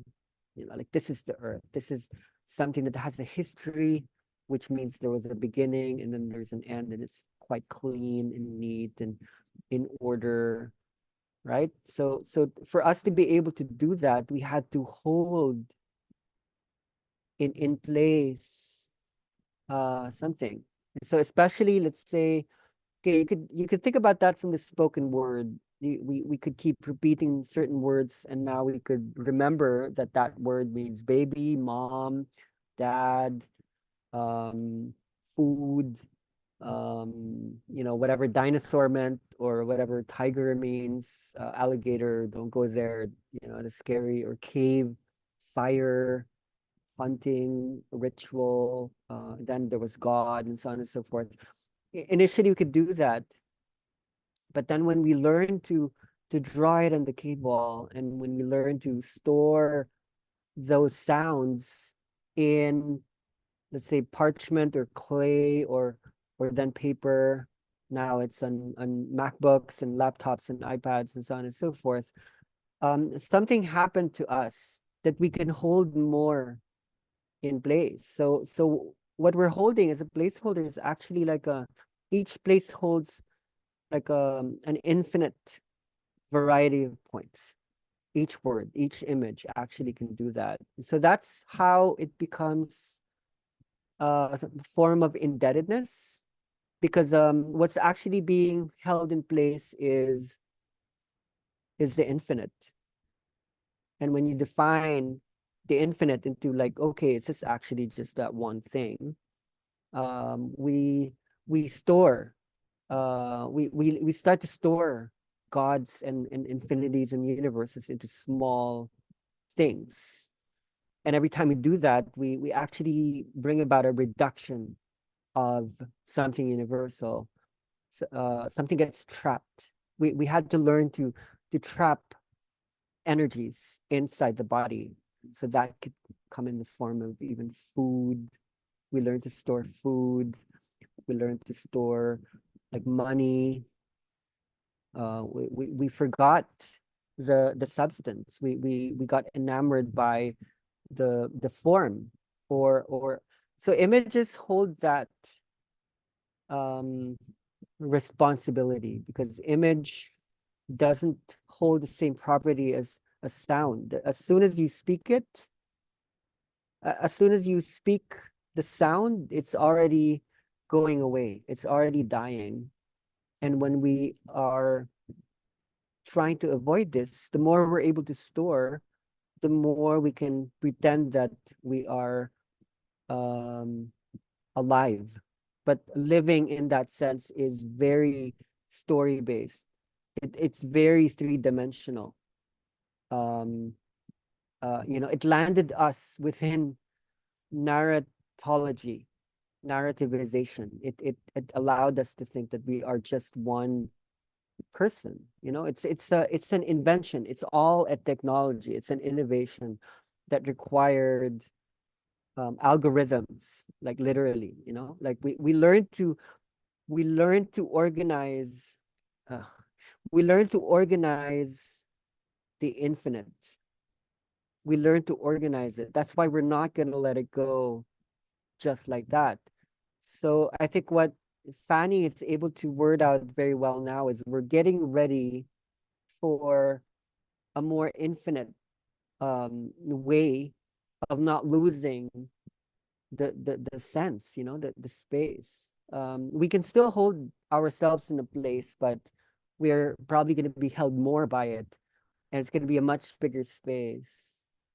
And for that to happen, when the being said, okay, actually you guys aren't really able to come here because your brain is ordered in a certain way, and I'm not sure if you can hold things. You're still sequencing things. You still have language. You need to redevelop your language mechanism, and you need maybe a new body, because the brain and the body are interlinked with each other. You need new ways of moving from a primal and an alien perspective. You need basically to map out all the senses of smell, of touch, of pain, pleasure, in a way that's able to hold not non-duality and unity and universality in place. And we know when we're doing that, when we're out of judgment, we're out of illusion, we're embodying the knowing that's coming from the experience itself. So it's not actually that mysterious. We're in fact demystifying something, and the constructs that we're holding, it's so friendly. Like you can get it in an app store, you can get it in the Play Store. Technology is evolving at the same time as spiritual awareness, because they're interlinked together. And now we're on a Zoom call, we're looking at all of these amazing things. We're totally in remembrance. We are purely in a reflexivity, meaning it's just a 3-hour call, but in that 3-hour call, like literally, the earth, the universe, God, goddess is able to look back at itself. It's like, this is what we are. If only this was taught in schools, you know? And then if that context was there, we could experience it. It could be in a hospital or a government office. This doesn't seem so hard. But if we could just contextualize this, because people do know truth, then maybe it's rather simple. Okay, so we're talking about a lot. Like this topic actually comes usually at the end of a course. It could be a 2-month course or a 2-week course. We barely even talk about this because it's so massive. Especially history is hard for a spiritual body. The spiritual body would rather flow, go spontaneous, mess things up. So to organize your big space, to organize your room, you would have to go back into narrative somehow. You have to find a way to go back into some way of sequencing your tasks, your thoughts, without losing like a large continuous space that you have been gaining. And it's very easy to distract. So we're looking for what is a way. So for that reason, we are studying and conversing together. Okay, so let's open the space. Maybe Fanny, you can help me hold the dialogue. I really held quite a big last 2 weeks just to be able to hold this construct together, to be able to do quotations and stuff. I had to really take my time. So I am enjoying the call. I'm going to now just listen.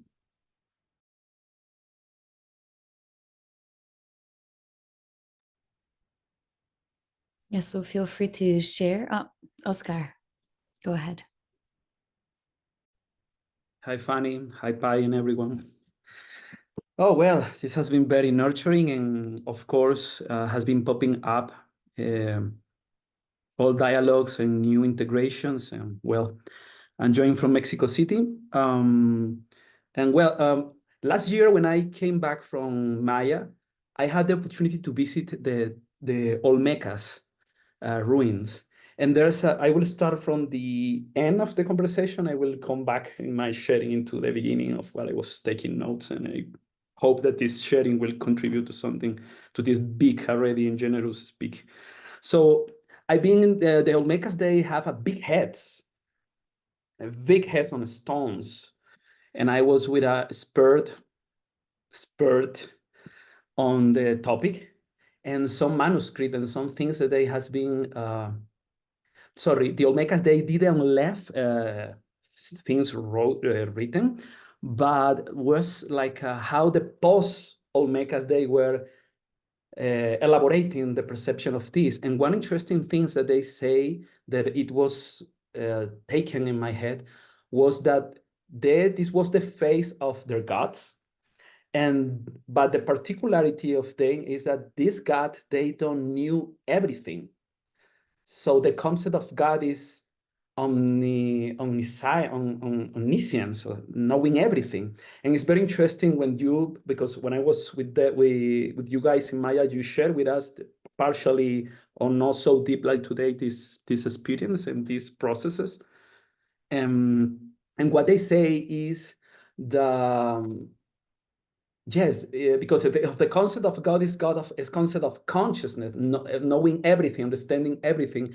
And what you shared in your feedback was you share, what you are doing here wasn't a question. They didn't knew what was happening. It's very particular. Yes, it's very interesting, this reflection of consciousness through the question. So it was popping up. So I wanted to starting from there. But well, in the process of going through this study process and being able to understanding tools and concepts and becoming these experiences in the process of sharing, holding a space and being able to hold this energy. And when I arrived to the callings, I think that I heard about the people was sharing about what is the energy for me or something like that. Yes, in the beginning, I was understanding there was a kind of free sharing about it. So it's very interesting how perception is a space, because in the way that I perceive a space is and energy behaves.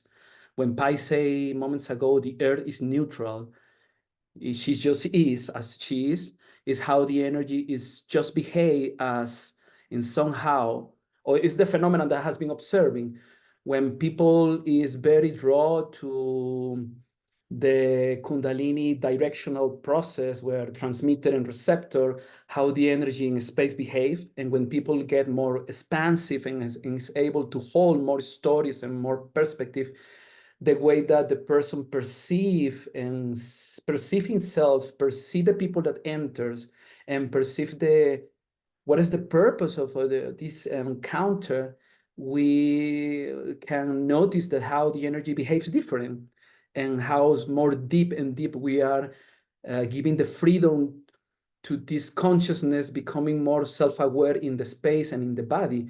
So how perception also can be a fragmentation, but at the same time, how holding different perception of point of view is giving us a landscape to being able to recognizing the wholeness that was already there, how we update and upgrade the perception of ourselves, even if we never has been losing ourselves, that we never lose our essence. Yeah. So how to feel lack as a part of the wholeness. It's very interesting how lack is not absence, it's part of the wholeness in the concept, and how curiosity is a window that conduces to us to jumping from the labeling process to the path of wholeness. So I'm like, English is not my mother language, but for me it was very interesting how I was listening few words. For example, um, the the history, story, and a store, and storing, how story is story, and story and history have to do in itself with the sound to storing, and how body is the potentially the universal USB that is recording in itself the universe and replicating inside the body the universe. Is valid the repetition of the word. Also, being able to understand that death is rebirthing, and also saying goodbye is giving a welcome. Is a process that is no ending. Um, um, and how in the how's this concept? I don't remember the word when two realities are opposite, but they are became the complete concept. What is the word for this? Isomorphy, Yeah, that which shows a structural sameness. yes. And also how to hold that there's no lack of divinity. How to see the bodies entering in the session when there's no lack of divinity in anyone, in any story that is coming in the body. There's no lack of total humanness, and there's no lack of authentic divinity. To me, I think that is very important how perception of this, or the concept of feeling the concept of this in our nervous system, can bring interesting questions and can be interesting reflections. How the word resistance can be also in counterpart of rest in the distance of the reality. Yeah, how rest far from this constant fighting, because resisting is this fighting that is holding people on their little story, and not being able to embrace the big story, and being able to be stored by the universe. How universe need this openness. It is dancing between trust and surrender, to allowing soul, body, and ego to participate in the way that universe want to update its fractal expression and embodiment, and the walking universe that each participant and each facilitator also is. I The want last thing, I want to yeah. convert something in that one point, because then I think you might find some more elaborations. What is interesting in the climate conversation, the conversation within climate scientists, is when we bring about climate justice as an issue. When we speak of climate change as a dangerous event, that it's bad, scientists either can hold a judgment as to what is happening, that humans are destroying, but as soon as they do that, the conversation actually enters the realm of politics and morality, and the very role science holds is to be detached, almost indifferent, so that they can absorb the larger picture. So there's something about the the the neutrality that is very needed, that actually belongs to the earth, that a lot of scientists are holding, and yet there's a lot of spiritual people, either within religious or even people going into mythical dimensions, that holds still quite a lot of judgments, values, emotional charge. And I feel like you're speaking about, like, we need to hold something involved, connected, yet something quite neutral. Yeah. Also how discomfort can be for the brain, the process when, and for the identity, the process when we are storing new information. because we need to we have the tendency to defend our reality, defending our structure, and how understanding the discomfort as a process that is indicating us that something important and positive is happening.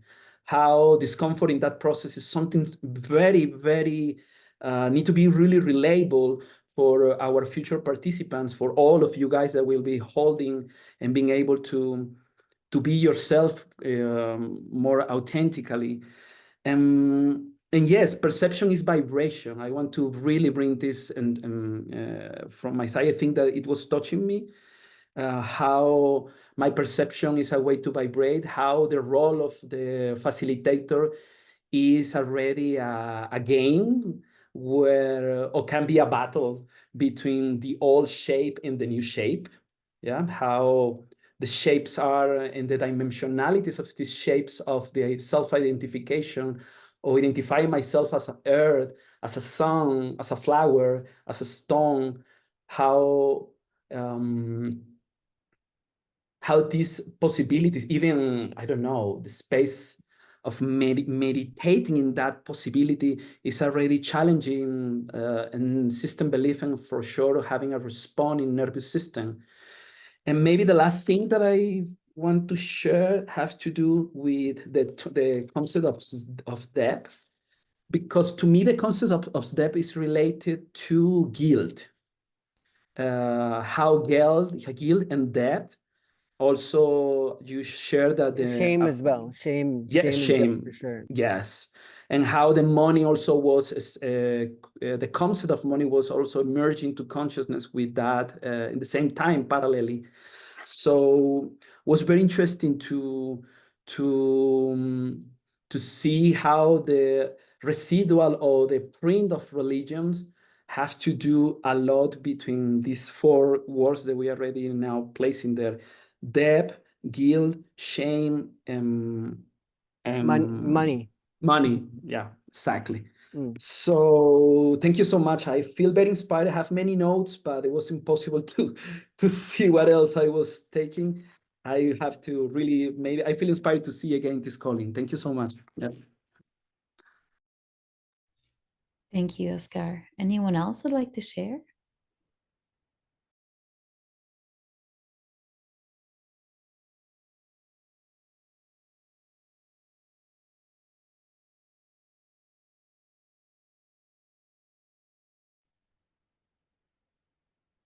Yeah, thank you, everyone. It's just been engrossing to listen to everyone. So I didn't catch the name of the last gentleman speaking, but I was just very fascinated on the what we perceive, what is true. Now, I just got this very basic example stuck with me for a couple of years, like a 4-year-old and a 6-year-old were just like twirling around, like spinning around, just having the biggest fun. And the older one just dropped out a little bit and said that was enough. And then she sort of felt, I guess, for the safety of that, the younger one sort of went in to stop her. But at the same time, like she stopped and sort of lost balance a bit. The mother appeared out of nowhere and grabbed them both. But the one that was spinning around, and when her eyes opened up, it was straight onto her mother. And I was just like, wow, it's like she sort of feels that her mother was the one that stopped all that enjoyment, but really it wasn't the mother who initiated it. And she might, it could be any story that she hold on to for a long time and try and deal with over time. And I guess what I'm getting at from that is that when you're sitting in a circle and everyone's sharing, like Pi was saying before, how much time do you give to a story? But how does somebody finish a story that maybe was never true? How do you conclude something that hasn't started?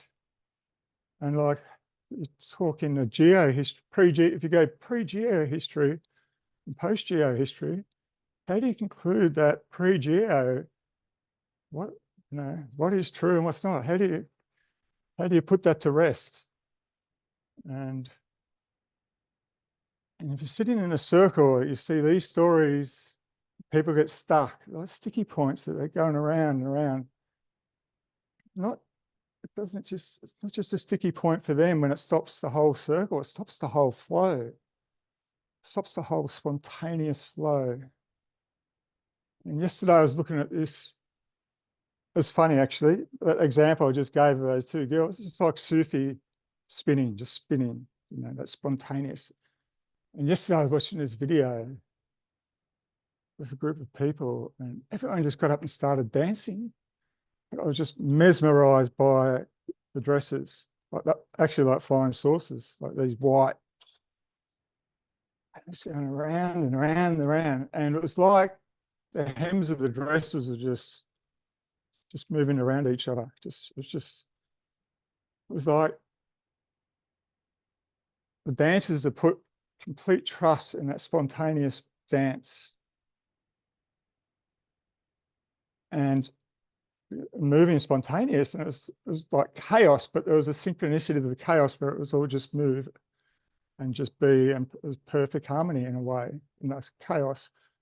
So, yeah, you talk about debt, you know, debt in time, like someone's put so much time into that story. How do you share that with somebody? Like, how can you know, how do you set an example that, okay, every breath you've got a chance to either forget it all and start again or go back to that story. You know, and especially if the story is politically correct or, you know, how do you touch that even? It makes it even harder. Like it's like tramping around on eggshells. But I know for me, yeah, it's just to drop that history is to keep moving spontaneously. But to keep moving spontaneously, I've had to stop. Not that I'm saying I'm moving spontaneously all the time, but had to flip the language around, like completely flip it around. Like if I stand on simple standing on someone's toes accidentally, I've got to find a way to say, I didn't mean that or whatever, rather than just say sorry. If I keep saying sorry and sorry and sorry, then you can't, it's a program to stop that spontaneity. It stops, it's like before you do anything, you're looking around to see who's this going to affect, who's it going to offend. Hey, yeah, so this language stuff is restructured. Yeah, I don't know. Yeah, I really don't know where it's all going. Like, and everyone was speaking, and I didn't know what was coming, how it was coming. But it was just, oof, I don't get this, but I'm in it. This is thick. So thank you everybody for that sharing. It's beautiful.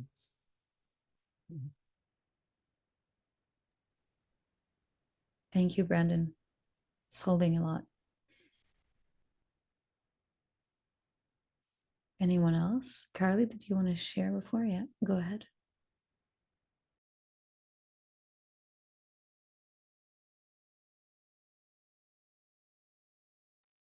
No, we can't hear you.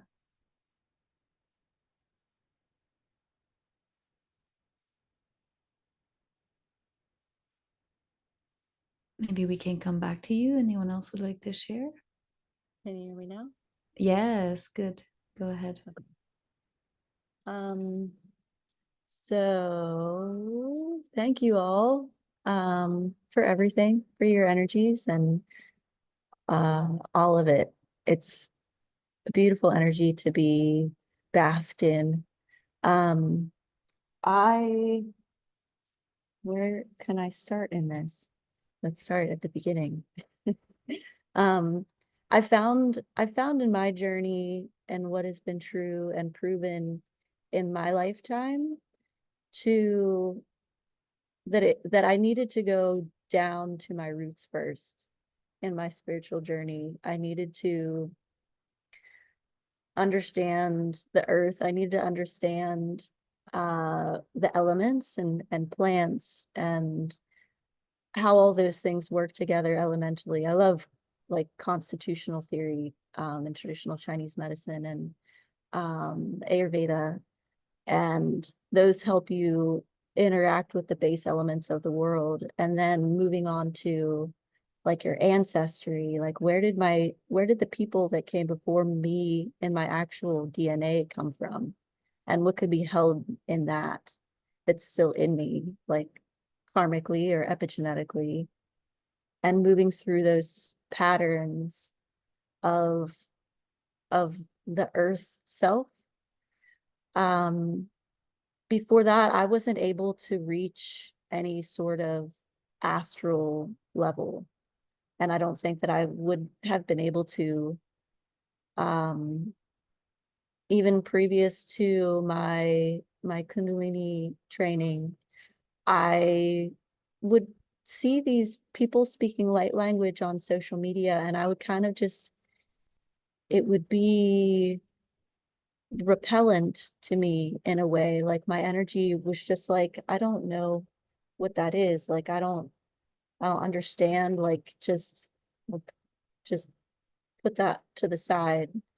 And then after the training, during the training, the first day of training, I started speaking light language, and I was like, what is this?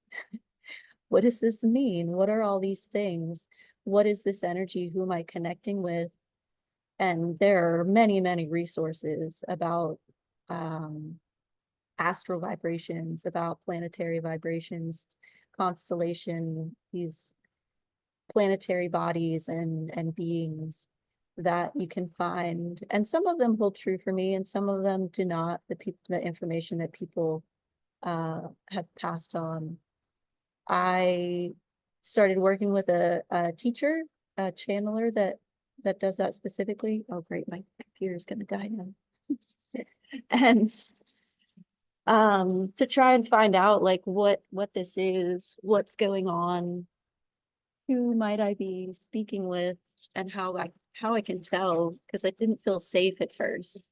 And I think that is a lot of times how people feel about light language when they have preconceptions, especially religious ones, that it's not safe.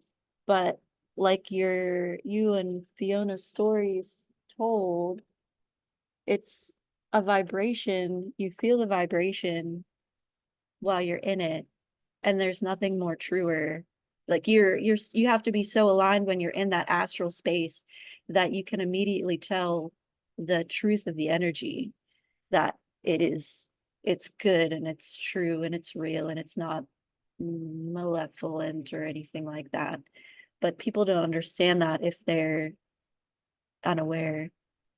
But something my teacher would talk to me about is one of the languages that people come to is their soul language. And this is what spoke to me a lot in the retelling of the perspective of inner dance and the light language, is that we all each have a vibratory language of our own. And I think that that's what we speak as children. And when you come back to that birth vision, that child language, I think you come back to your soul language, the truth of the vibration of your essence. And you can go astrally from there if you choose to. But that has been my experience with light language. It doesn't really. Did you say that the gamma waves, that was one of my questions before I forget. Did you say that the gamma waves were elevated in Fiona whenever she was speaking light language? Yeah. Did you test other people listening to her speak light language? Were their gamma waves also elevated? We didn't. There was just one EEG that was available then. That's an interesting experiment for sure. I was curious because now whenever I listen to light language, it's very clear, like the vibratory nature of what's being conveyed by these these different wavelengths. So I was curious if it also elevated other people's gamma.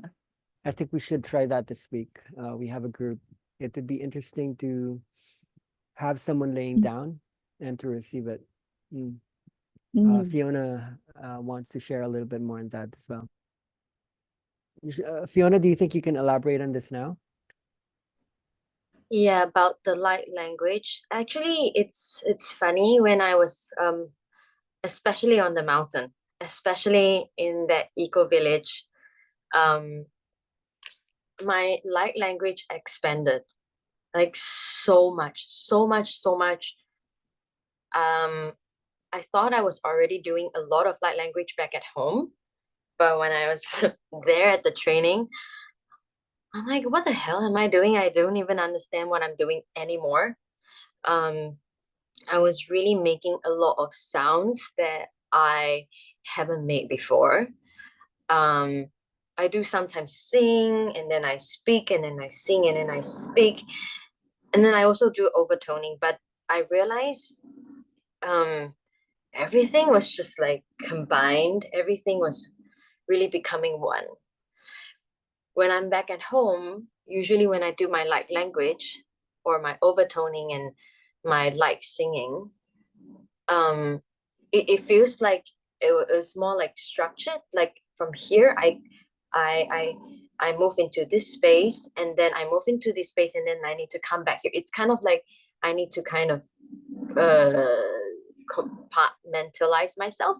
But when I'm on the mountain, especially, I'm not sure what's the energy. I also feel like maybe it's because I'm in the space of inner dance with all the other people who are doing inner dance with me, and they are very, very open to their energy. So I open myself up to their possibilities as well, and as well as the space.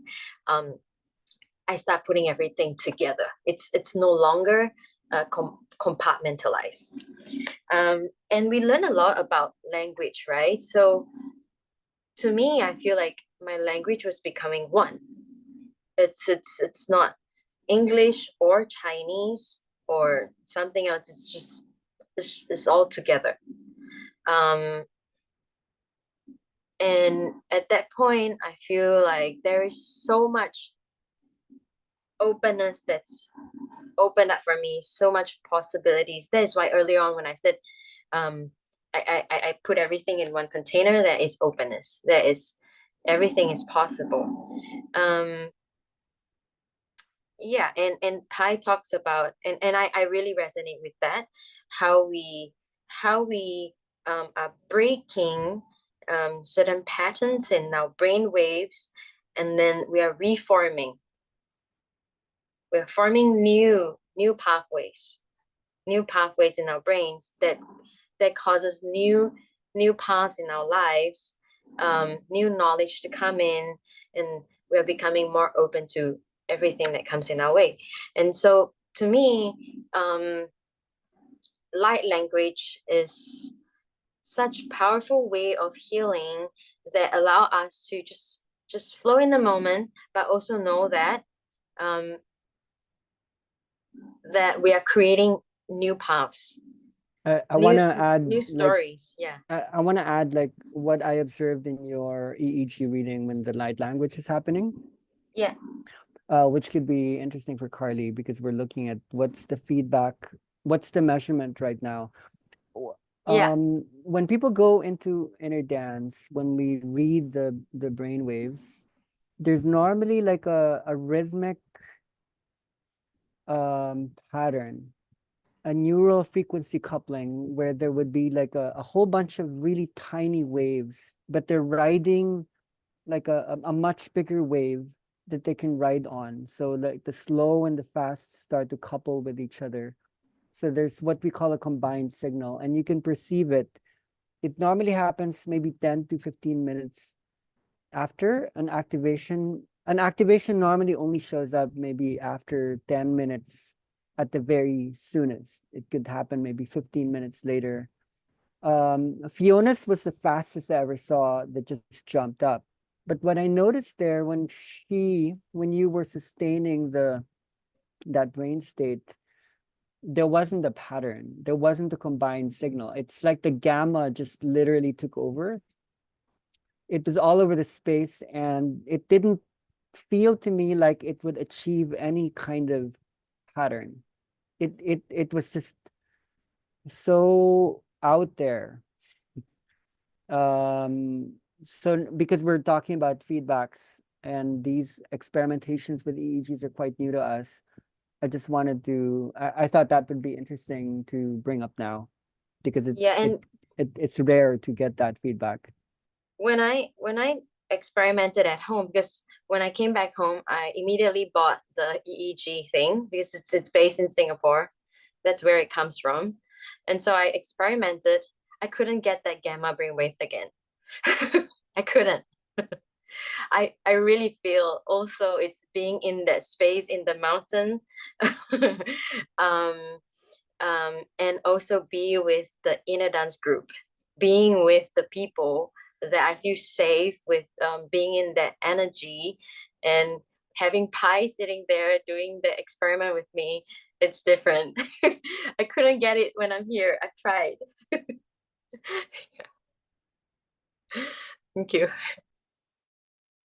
Thank you for sharing and clarifying. Yeah, I definitely feel like I probably have felt that EEG wave one or two times, and I definitely understand the blending. That's one of the reasons why I tried to seek out a teacher, because it was so erratic that it just felt chaotic, which brings me to another point something that you had said about, we were talking about the collective. There was just so much, honestly, but it's the normal order of things that makes people feel safe.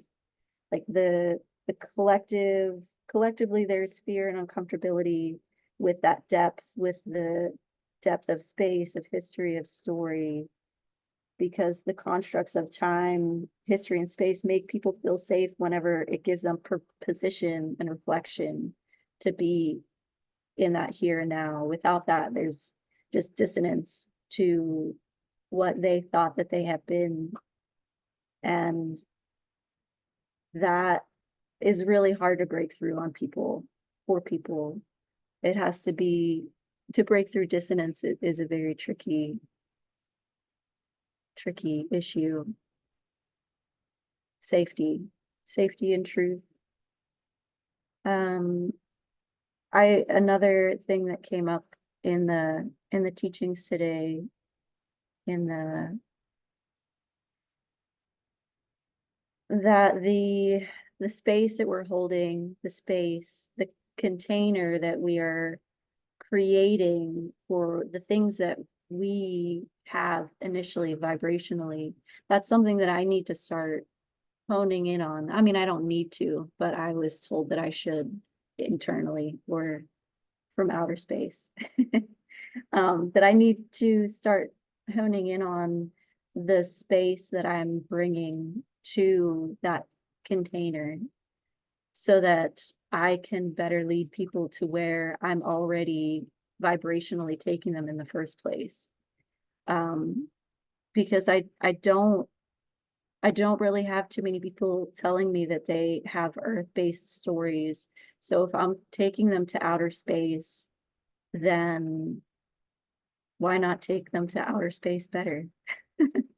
Why not take them in a way that can help them grow out of that dissonance in their lives, or help them meet some other part of themselves that they need? Because anybody that shows up in a session is supposed to be there for that reason anyways. But yeah, so learning how to discern my own truth, my own beginning, my own story will help me understand the space that I hold, the vibration that I'm bringing to a space, so that I can better explain to people where we're going at the beginning of a session. Or maybe, no, they don't. it always goes however it's supposed to go anyways, and it's never the same. So afterwards can speak for itself.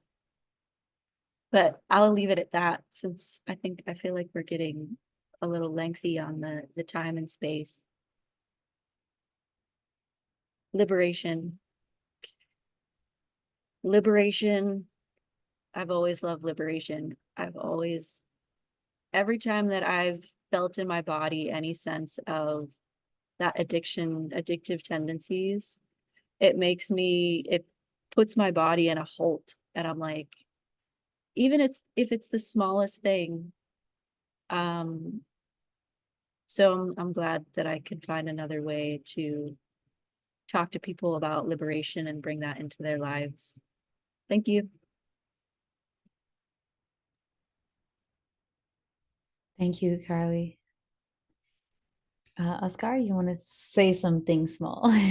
Something shortly. Go I want to ahead. say something about light language from musical and science perspective. I recently has been checking something because also have to do with time. For science, the more interesting brain for checking the perception and the functioning of brain with time is with drummers. The drummers are the guys that they are the most synchronized with the time because they have to hold the time for whatever is happening in the music. So in the way that they were doing this study or this reflection, also I'm putting my own words and own reflection in this sharing, is when the drummer is going into the solo moment. Solo is this random percussive way to when all the band makes silence and start a language that is not recognizable in the beginning, that is not possible to understand what is the next or what is the last. When the drummer was doing all these sounds and all these sequence and combinations, they observed that the brain, even when the musician was starting in a slowly way the solo, because they did this with a very masterful musician for the study, they observed that they were holding two brain waves at the same time. The guy was breathing slowly and being relaxed in the body for being able to perform technically. And also the brain was going so fast in another areas because he have all these language and resources able to shooting all these things at the same time. So it's very interesting how light language is like a drumming solo for me. It's something that is random, that is having many sounds, many different mathematical and no mathematical and no random, but also have sense for the soul or sense for the brain, sense for the electricity. I don't know. But I wanted to say that also this observation also has been discussed philosophically and scientifically from the perspective of music and musicians performing, and especially from the drummer who, from the perspective of science today, are the ones that perceive time in a very different way than all the other musicians. So I want to say that. Yeah, thank you. Thank you. Anyone else would like to share? We're approaching the 3-hour mark.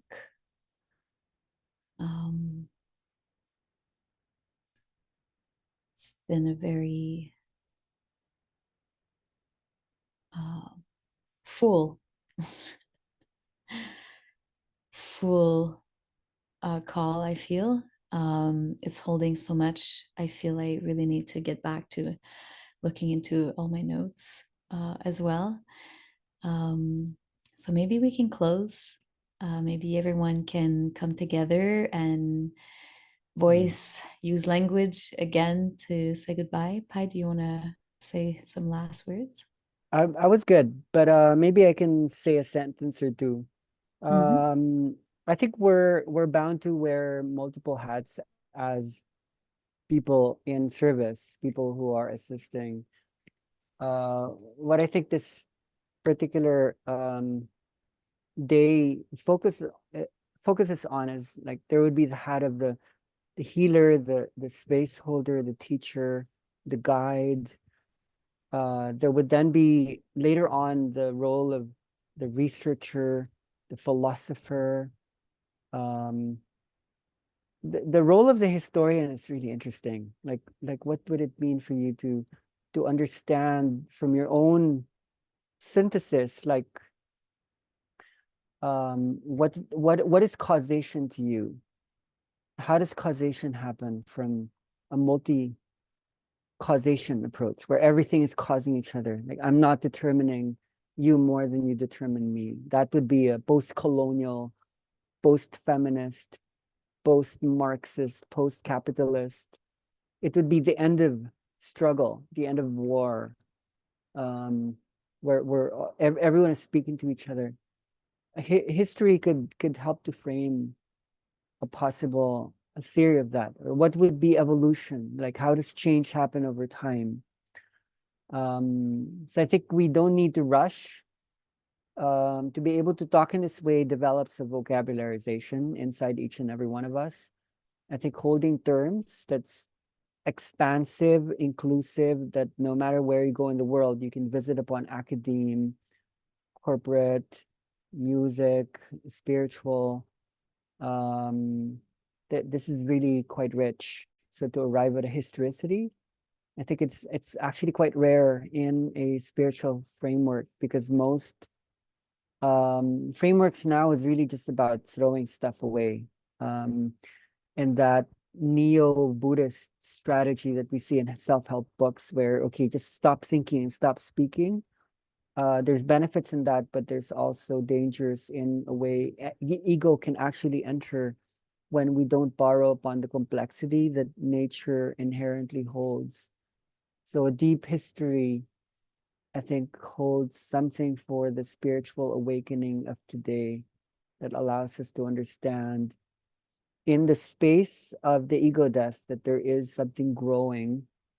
So adopting a discourse, a healthy dialogue that is in representation not just of the individual, but of collective consciousness. We're holding space for that much bigger thing. So I'm really, really thankful that we can channel that today. There's the other call upcoming this week, which people are free to join, and I think we can take things beyond and maybe even ground things into more practical avenues. So how do we apply these ideas actually into real space holding? So thank you, Fanny, for helping to hold the day. Thank you, Fiona, so much for bringing up your story. It's quite it's super interesting, like all of it, really. Like what would it have been like to have been you guys at that moment? I hope there could be further elaborations in your deep experiences.